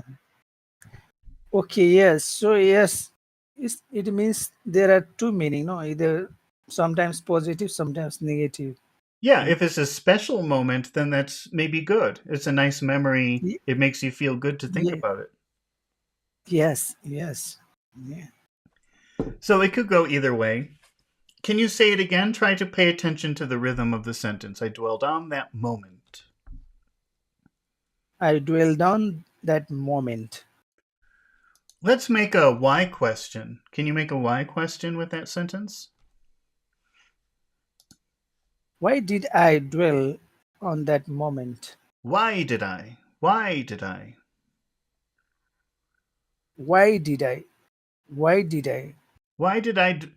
For rhythm, we really should focus on the word on, but I keep noticing that I'm focusing on dwell, but I think it's because of the rhythm. It sounds better to focus. Why did I dwell on that moment? I think it's better to focus on dwell, just for the rhythm of the sentence.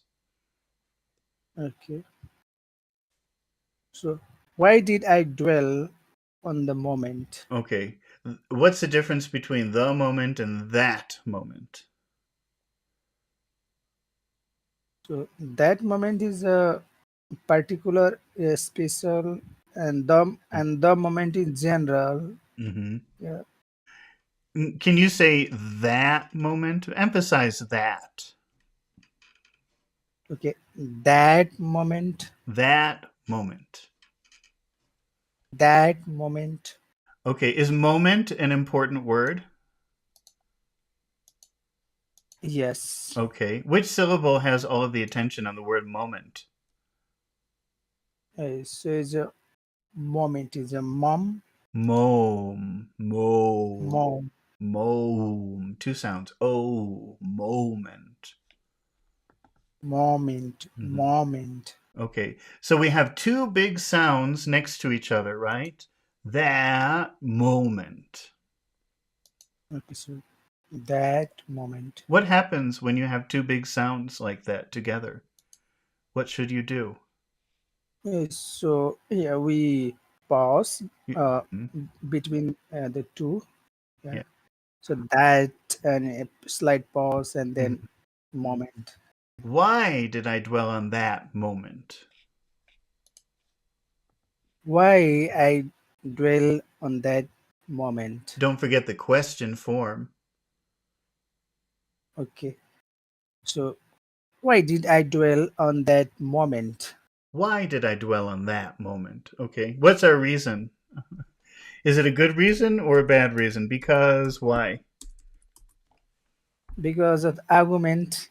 Yeah. Oh, okay. So because of the art, so it was a bad moment. Yes. Okay. Because of the argument. Because of the Yeah. argument. Because of the argument. I dwelled on that moment because of the argument. I dwelled on that moment because of the argument. Okay. Let's move on. Let's try another one. How about haggard? We've seen that word before, haggard. Do you remember what it means? I think we've encountered it in several books. I got. Yeah, I have haggard. Yes, but I do not. Yeah, actually, do not remember the meaning. That's Yeah. okay. That's okay. It means it means looking tired, worn out, or sickly, often from stress or lack of sleep. So if someone looks tired, maybe they have droopy eyes, maybe their hair is in bad condition, maybe they look a little dirty or sick, you can say, "Oh, you look haggard. Yeah. Look very tired. Look a little sick." Something like that. Does that make sense? Yes, sir. Yes. Okay. Let's see. Let's try something. We'll get an example sentence here. Pull it up. Can you read the sentence that we have here? I'll read it for you because it takes a few minutes to get up on the screen. He looked haggard because he hadn't slept. Can Yes. can you see that on the screen? Yes, sir. Okay. What does that mean?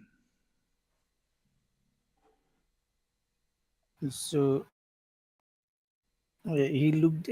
So he looked haggard because he didn't slept. Yes. He So hadn't slept. he hadn't slept. So yeah, he seems tired. Yeah, or yeah, not good Yeah. because he had not slept well. Mm-hmm. Right. Let's look at the first phrase. He looked haggard. What are the important words? Is haggard and looked. Okay, so we've got looked, which we want to emphasize, and we've got haggard, which we also want to emphasize. Which syllable has all of the stress in that sentence, in that word, haggard? So is a hag. Okay, so we have a problem again because we've got two big sounds coming up against each other. How does that sound if you say it in a phrase together? It's a looked Mhm. haggard. Okay, now you're saying looked. That sounds pretty short. Listen to how I say it. He looked haggard. He looked haggard. Yeah, if you just say looked, maybe people will understand it, maybe not. But if you say looked, which maybe is a little uncomfortable, but people will understand it very clearly if you give it its full duration. He looked haggard. He looked haggard. And we have the problem because we want to create big small, big small, big small, never big big. That never works. English doesn't like big big. So you have to pause if you're going to put two big sounds together. He looked haggard. He looked haggard. What about the second phrase, because he hadn't slept? Which words are important in that phrase? So is slept and slept. Maybe Not is because. also Maybe because. because yes. So we'll just emphasize cause here. And how would that sound in a phrase? If you said, because he hadn't slept, if you were just saying that like a phrase, how would it sound? So because he hadn't slept. How does because plus he, how does that sound? Because he Because he, because he, because he, yeah, because he because he hadn't slept. hadn't slept. He looked haggard because he hadn't slept. He looked haggard because he hadn't slept. Okay, but you don't have to stop with because he and hadn't. You can just put those two together. Because he hadn't. Be- because he hadn't. He looked haggard because he hadn't slept. He looked haggard because he hadn't slept. Let's say because he was worried. How would you say that? Try to keep the rhythm. Because he was worried. He looked haggard because he was worried. Okay. Maybe just make worried a little bit bigger. Worried. Okay. He looked haggard because he was worried. Yeah, like that. He looked haggard because he was worried. Okay. How about because he had been crying?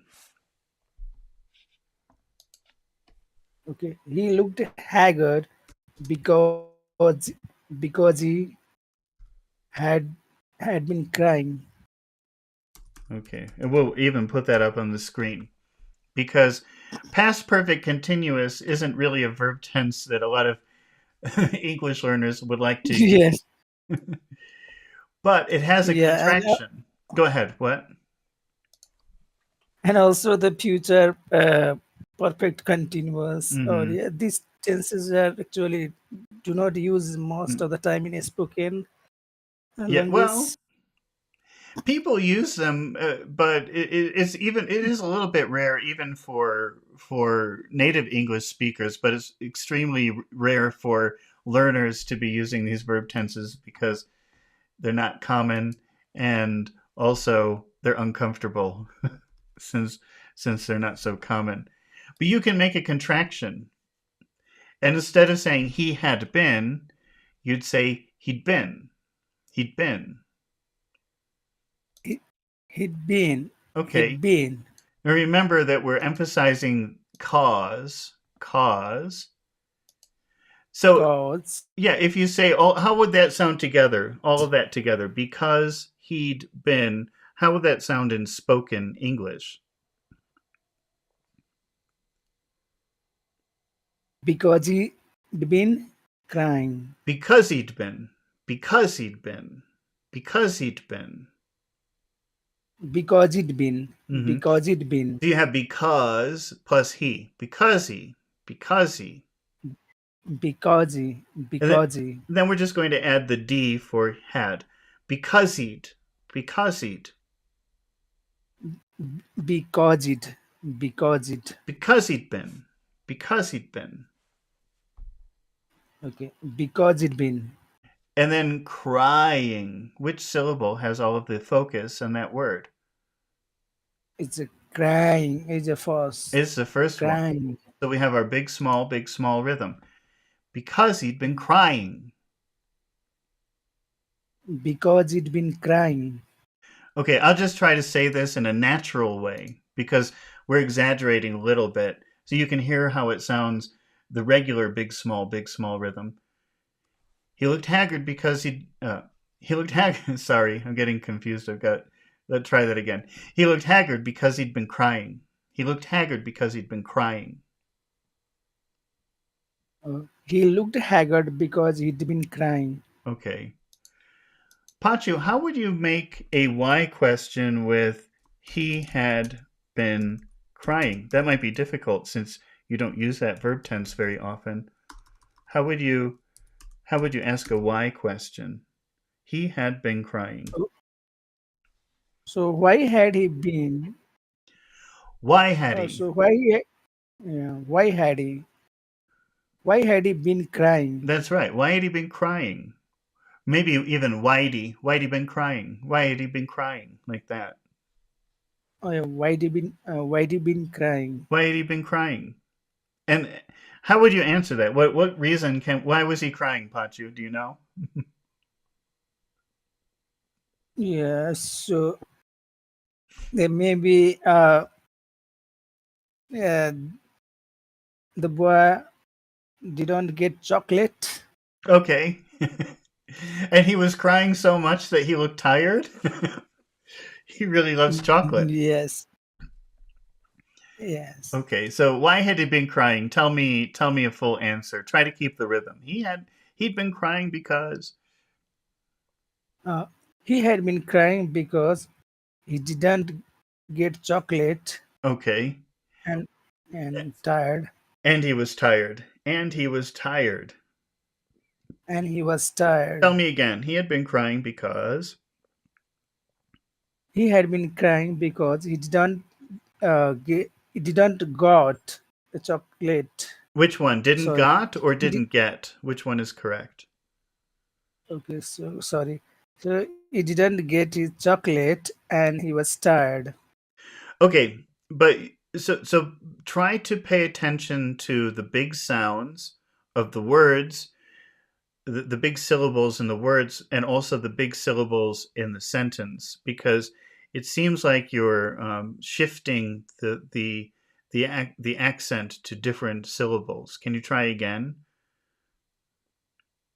He had been crying because he didn't get chocolate and he was tired. Okay, so I'm just going to write one word here, which is chocolate.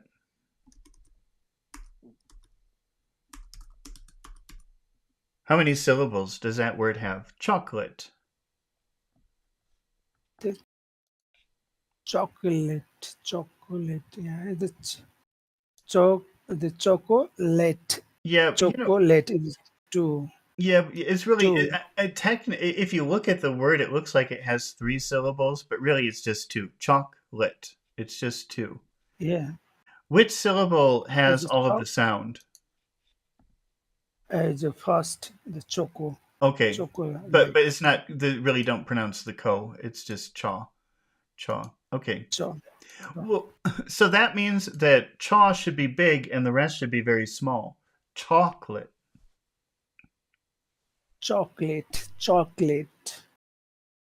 Yeah, because it sounds like you're saying something like chocolate, but it's chocolate. Chocolate. Yeah. Don't make that final sound too big. So he had been crying because he didn't get enough chocolate. He had been crying because he didn't get chocolate. Okay. All right. Or he looked haggard. Yeah, well, he had been crying and looked haggard because he didn't get chocolate. Okay. Let's move on to another word. Now, I know that a lot of techie people will know this word because I think array is part of programming or something like that, I think. Do you know that word array, Pachu? Have you ever seen that before? Array, yes, yes, sir. What does that mean, array? Yeah. Is this like uh, a series or as lines, something like array of items, a series of items, array of, Or yeah, something. it could be a variety, like a variety of items, Yes, or a yeah. collection, And or something like that. Okay, mm, let's see. Let's practice using that in a sentence for a moment while also practicing pronunciation and intonation. Here's a new okay. sentence. I'll just bring it up here. I'll tell you what the sentence is so you can repeat it. There was an array of dishes at the party. Can you repeat that? There was an array of dishes at the party. There was an array of dishes in the party. What does that mean? There was an array of dishes at the party. So I think there are a variety of dishes Yeah, at the party. yeah, many dishes. How would you say n plus array?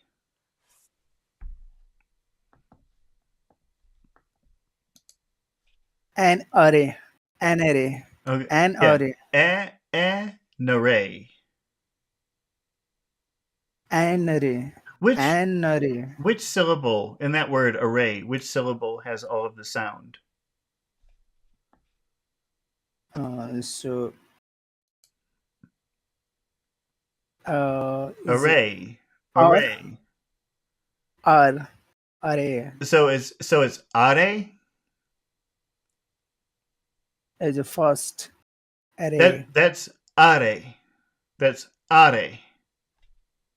Is it array, is it array or are? Which one? array, array. Array. So it's the second syllable. Okay, okay. Array, array, An array, array. An array. an array, an array. There was an array. There was an array. Don't stop. Try to say it like one word. An array. There was an array. There was an array. Okay. How does it sound? If you add the word of to this phrase, how would it sound? There was an array of Mhm. of There was an of. array of. There was an array of. hmm And a lot of times people will not pronounce the F and it will just sound like this. There was an array of. There was an array of. That would be very normal. Of sometimes just sounds like in the middle of a phrase. Yes, yes. What are the Uh, other important words in that phrase? so yeah, and next phrase or Sorry. in this phrase. Yes, the next phrase, dishes at the party. Sorry about that. Okay, so this hmm is yes, hmm and the Okay. party. Okay. Say that again, the whole phrase, dishes at the party. Dishes at the party. Okay. Don't forget to whistle. You've got to whistle. Dishes. Dishes, Shh. dishes at the party. hmm Shh. Dishes at the party. Okay. And Dishes. go ahead. Yeah. Say it again. This dishes at the party. Okay. Now that word dishes has two syllables. Which syllable receives all of the stress? As a this Di- this part. dishes. Yeah. Di, di, di, di, D D di. D How would this D. sound? Dishes at the party. If it's in the middle of a phrase and dish is important, how does that sound altogether like one word? This at the party. Dishes at the Dishes at party. the. Dishes at the. Shazata. Can you say shazata? She's at the Okay. Say dishes at the. dishes at the. Hmm. There was an array of dishes at the. There was an array of the dishes at the. Okay. And party also has two syllables. Which syllable gets all of the focus? Is a is a party. Party. Party. Party. Party. Party. It's party. Hmm. There was an array of dishes at the party. There was an array of dishes at the party. Okay. Let me try to say that in a very natural way. There was an array of dishes at the party. There was an array of dishes at the party. Okay. Let's change it. How about at the wedding? Okay, so there was an array of dishes at the wedding. Okay, but you have to pay attention to the big sounds.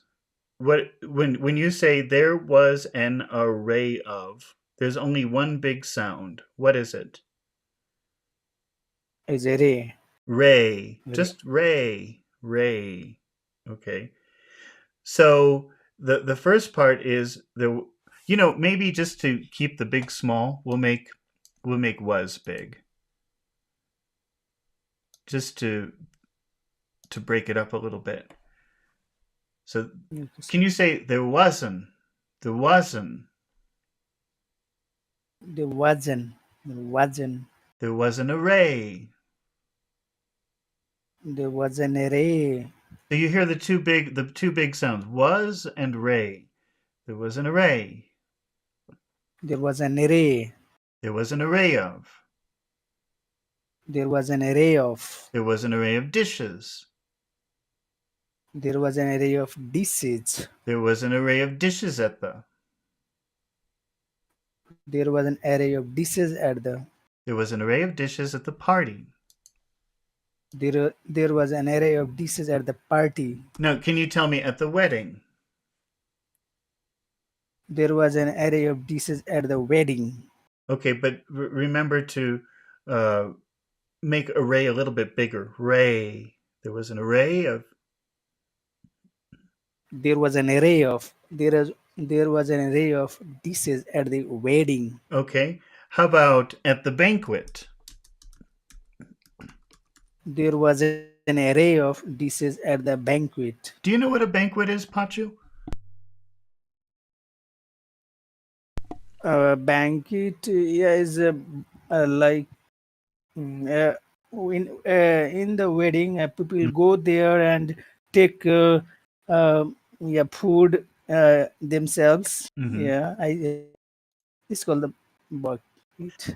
Yeah, it's like a celebration of food. It's like a celebration with a lot of food. Okay, so that's Yes. that's that's bane. Bane. Can you say bane? The bank, Bane. Quit. banquet, And then the accent is on bane. Banquet. banquet. There was an array of dishes at the banquet. There was an array of dishes at the banquet. But remember that array must be much bigger. Array of. Array of. There There, was an array of dishes at the banquet. there was an array of dishes at the banquet. Yeah. Hmm. Okay. How about on the table? There was an array of dishes on the table. Hmm. There was an array of dishes on the table. There was an array of dishes on the table. Okay. Wonderful. How would you make a what kind of dishes question on table? How would you make that? What kind of dishes on table? So, what kind of dishes on the table? Okay, but we need a verb. We're missing a verb. What There. kind of dishes? What kind of dishes are? Sorry. What kind of dishes are on the table? Okay, but we're Yes. talking about the past. Okay, sorry. So, what kind of dishes uh, were on the table? Table. Table. Like great. Table. That's the same sound. Okay. So, what are the dishes on the table? What kind of Table. dishes were on the table? What kind of dishes were on the table? We're on the. We're on the big small. We're on the big on the small. We're on the. Okay. So, what kind of dishes were on the table? hmm Okay. What is your answer, Pachu? What kind of dishes were on the table? So, yeah, the uh, meat, yeah, meat and what and salad, yeah, something. And what? What was the second thing you said? There was meat. Let's see. There was meat. Meat and and salad, There. salad, Okay, so there was meat and salad. salad. Are most people in Nepal vegetarian? No, I am vegetarian, so no, Mhm. no. People eat meat, yeah, because yeah, lot a lot. I think Really? many people. Yes, It is in my but home also. mhm. In my Oh, home even at home? also. Yeah, in Who my home also, mhm. all members are yeah non-veg. Yeah, they eat Oh. meat, but I am only the person. You're the only I one. do not. Yes. You can But say I am the odd one out. That means have you seen that expression before? To be the odd one out? yes, maybe I don't remember. Have you seen that before? That Yeah. means that you're different. You're the different one. Yes. Yes. Oh, Yeah. I don't know. I thought for some because it's a Hindu country, right? Yes. Yes. Or maybe some Buddhist. But Yes. mhm. Yeah. There are the Nepali actually not only the Hindus because uh, our constitution said that it is for all kinds of religion, not Mhm. only the Hindus. Yeah. So Yeah, but is mostly Hindu though, right? yeah, but live, yes, the many people live Yeah. here Mhm. is Hindus. Yeah. But they eat chicken or maybe goat or Yes. something. They mostly eat meat of like goat, Mhm. yeah, and chicken Mhm. and pork sometimes. Oh, Yes, they eat pork. pork? Yeah, yeah, pork. They make sauces, yeah, and Mhm. mm, that one. Okay. All right, I think maybe I remember talking about scores of before, and I think that it's something worth practicing, but I don't remember if we actually did it. Anyway, even if we did, it's okay if we practice it again because it's useful. So, do you remember if we practiced that before, Pachu? Scores of? Yes, I cannot remember, sir. Okay, well, good. Yes. So it's new to both of us, I guess. It's just, Yes. you know, it's just a fan. One moment. It's just a fancy way of saying a lot. Okay, a lot of. But I think that when you say scores of, it sounds like there's more. So it maybe even is stronger than a lot, but it means many, many, or a lot. Something like that. Yes. Scores Yeah. of. Hello. Scores of. Scores of. Yeah. Originally, score just means 20. So if you say 20, it means like many groups of 20 is really what it means. Okay, Okay. so So, yeah. let's see. So I'm just going to put a sentence here, which is there will be scores of complaints. So this is a prediction about the future. There will be scores of complaints. What does that mean, Pachu? There will be scores of complaints. Yeah, so in the future there will be a lot of complaint. Yes, Yeah, a that's lot all of it complaint. means. It just means a lot. There will be scores of complaints. Can you read that sentence? Okay, sir. There will be scores of complaints. What are the important words in that sentence? The scores and complaints. Okay. When I say this, I'm going to say this word scores very slowly. And I want you to think about all the different sounds that you hear inside the word. Just the vowel sound. Scores. How many sounds? There is a three scores. O, U, Sco- E. O, U, E. So if you try to say just a pure O, skos, skos, that would be hard to understand and hard to pronounce the R also. Skors. It's hard to say. Skors.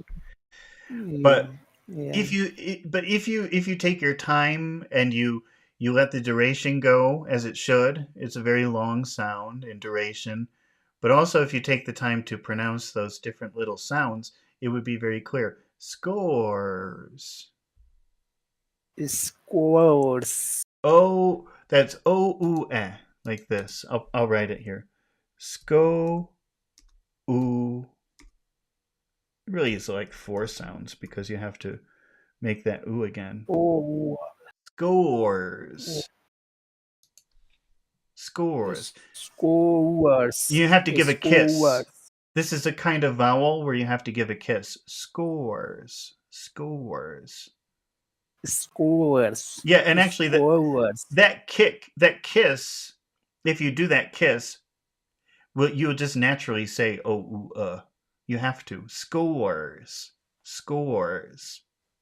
Scores. Scores. hmm So scores. Scores. That's an important word. Also, complaints is an important word. Complaints. Which syllable gets all of the sound in that word? Complaints.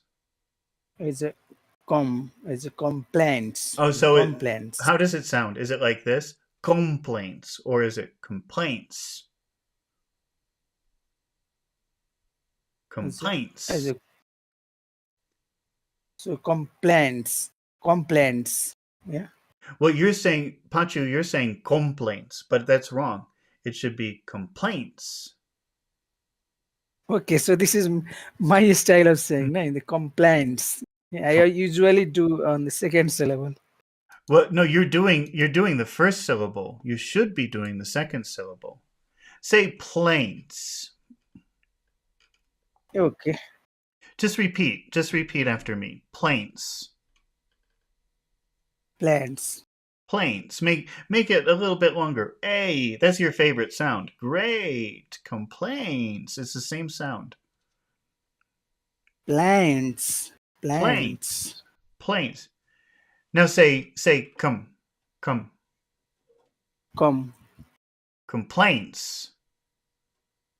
complaints. Like that. Earlier you were saying complaints, but that's wrong. It's complaints.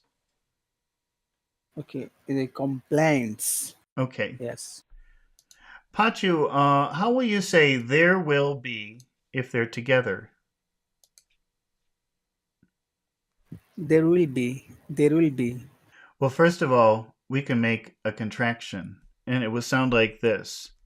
And because we're making the contraction, we're going to have to emphasize the word there, which is good because we want a big, small rhythm. Okay? Listen to how it sounds. There'll be. There will. There'll be. There, roll. Oh, actually, let me make this small. There. They are all Say there. Make it very big. There. there. Okay. Roll. All They'll. There all. There'll be. There all be. There'll be scores of complaints.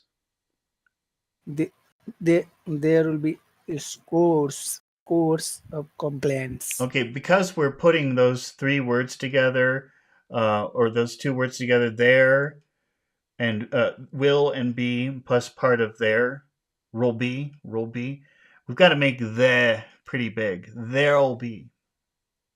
There be.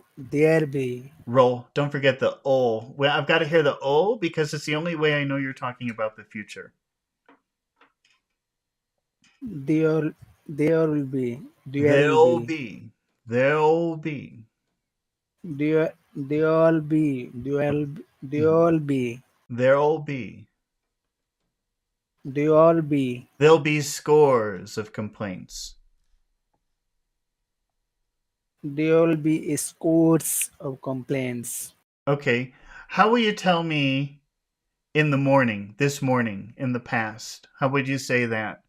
Changing it to the past using in the morning. Okay, so there would be If we're talking scores of complete. right now it's 8 o'clock, 8 p.m. in Nepal. So if you're Yes. talking about this morning, which is in the past, that means you have to Mm, also change the verb to the morning, right? yes, sir. How will you Yes. change there will be to the past? There would be. There would be. There well, it's either there was or there were. So there were. There were. Okay. Tell me again. Tell me the sentence again. Make it the past. There would be. There would. There. They. There will be the scores of complaints in the morning. Okay, will be is the future. You have will, which means future, and then you have the verb to be.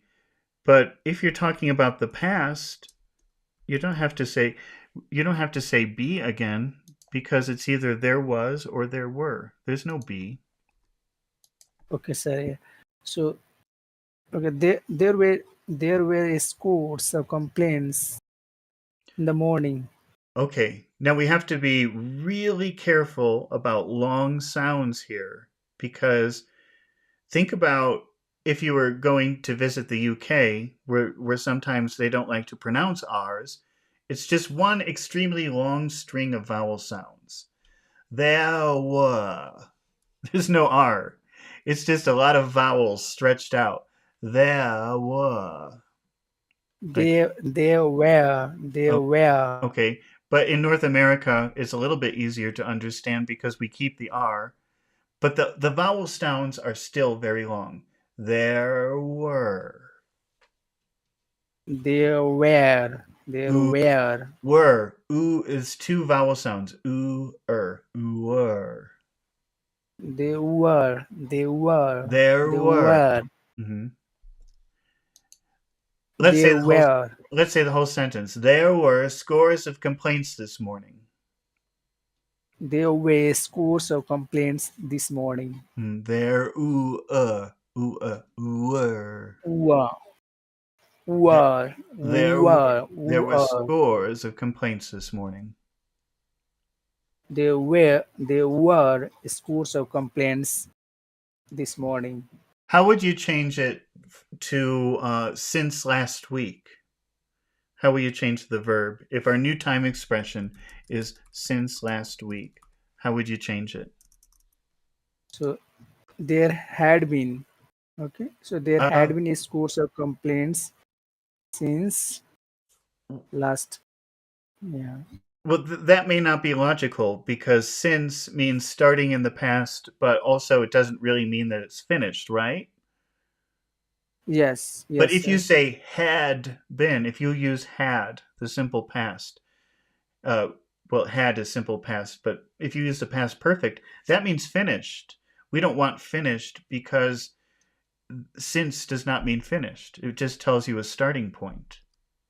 Okay. So there had Well, something. okay. There had or wait. There our options are there have been present perfect or there has been. Which is more which one is better? There has been there yeah there have been yeah Which one? Pick have one and been. I'll tell you if it's right or right, right or wrong. Oh, so the have been.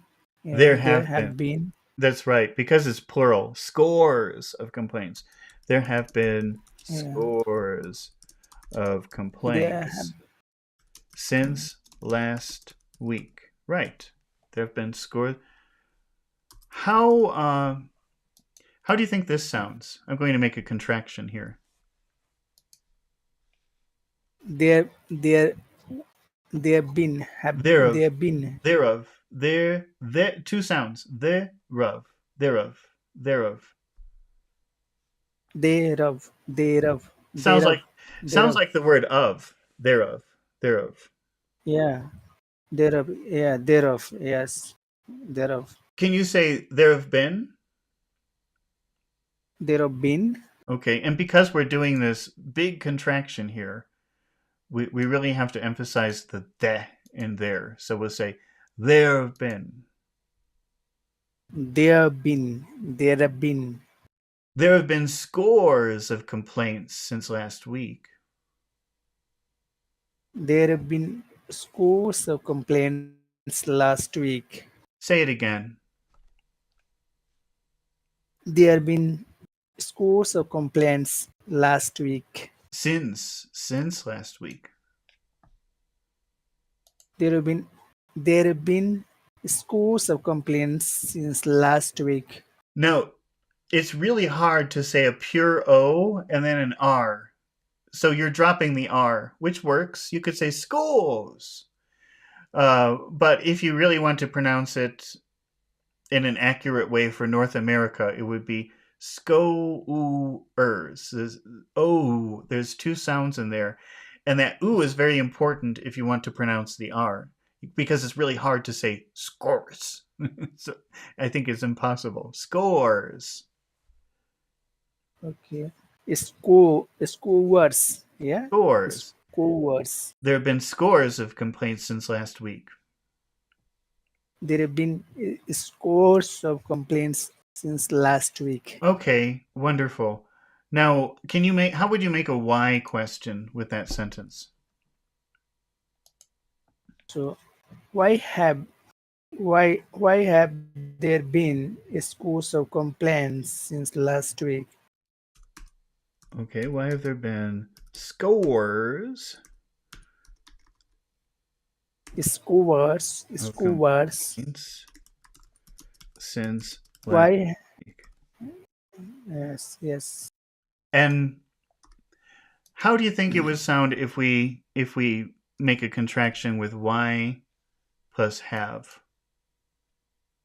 The vibe there vibe there Why have there been? vibe there Why have there been?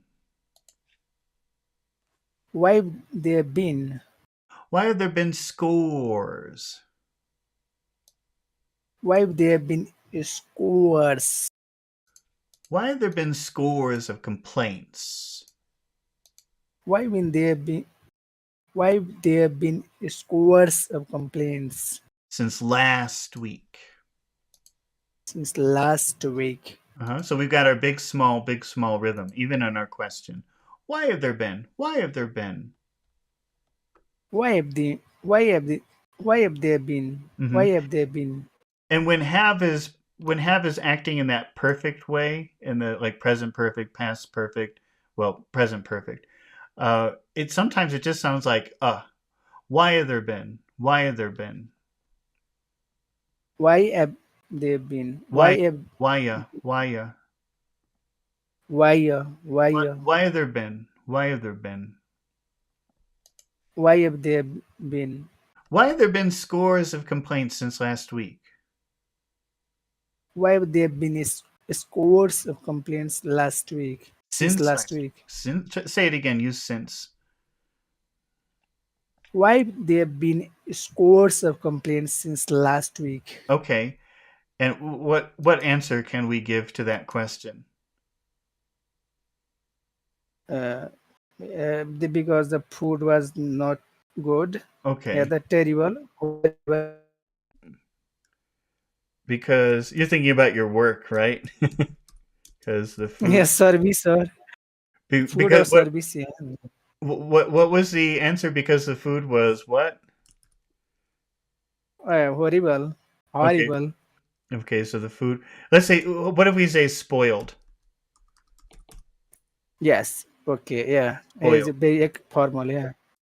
Spoiled. Spoiled. Listen to the Food sounds. was Spoiled. Oh yeah. Spoiled. spoiled. Spoiled. Yes. Spoiled. Spoiled because Poi. go ahead. What? Yeah. The spoiled. Yes. The food was spoiled Mm-hmm. And that's a perfect big small fit because the food was spoiled. because the food was spoiled. There have been scores of complaints since last week because the food was spoiled. There have been scores of complaints since last week because the food was spoiled. Okay, wonderful. I think that finishes us for today. I Okay, sir. earlier yesterday I announced in Discord that there would be a study buddies today, but I forgot what day it was, and I can't do it today, so that's canceled. But we'll do it soon. And thank you, Pachu, for participating But today. Thank you, everybody, for your comments and questions. And let me see. Are we? Let me see if I can do tomorrow for Sherlock Holmes. I'm just making sure yes, about that now. No, tomorrow no. But oh, also Saturday no. I guess the next time will be Sunday. Hopefully, hopefully we can do more of these during the week because I think we only did one this week. That's bad. All right. So the next time will be Sunday for this, and I'll try to do a study buddies maybe tomorrow or Saturday. I have to check, but I'll let you know in Discord, and I'll try to arrange it in advance on YouTube so everybody can see. Okay. okay, sir. Thank you, All sir. right. Well, thank you, and I'll see you next time. Okay. Bye bye. Thank you. Bye, bye, sir. Bye, bye. See you.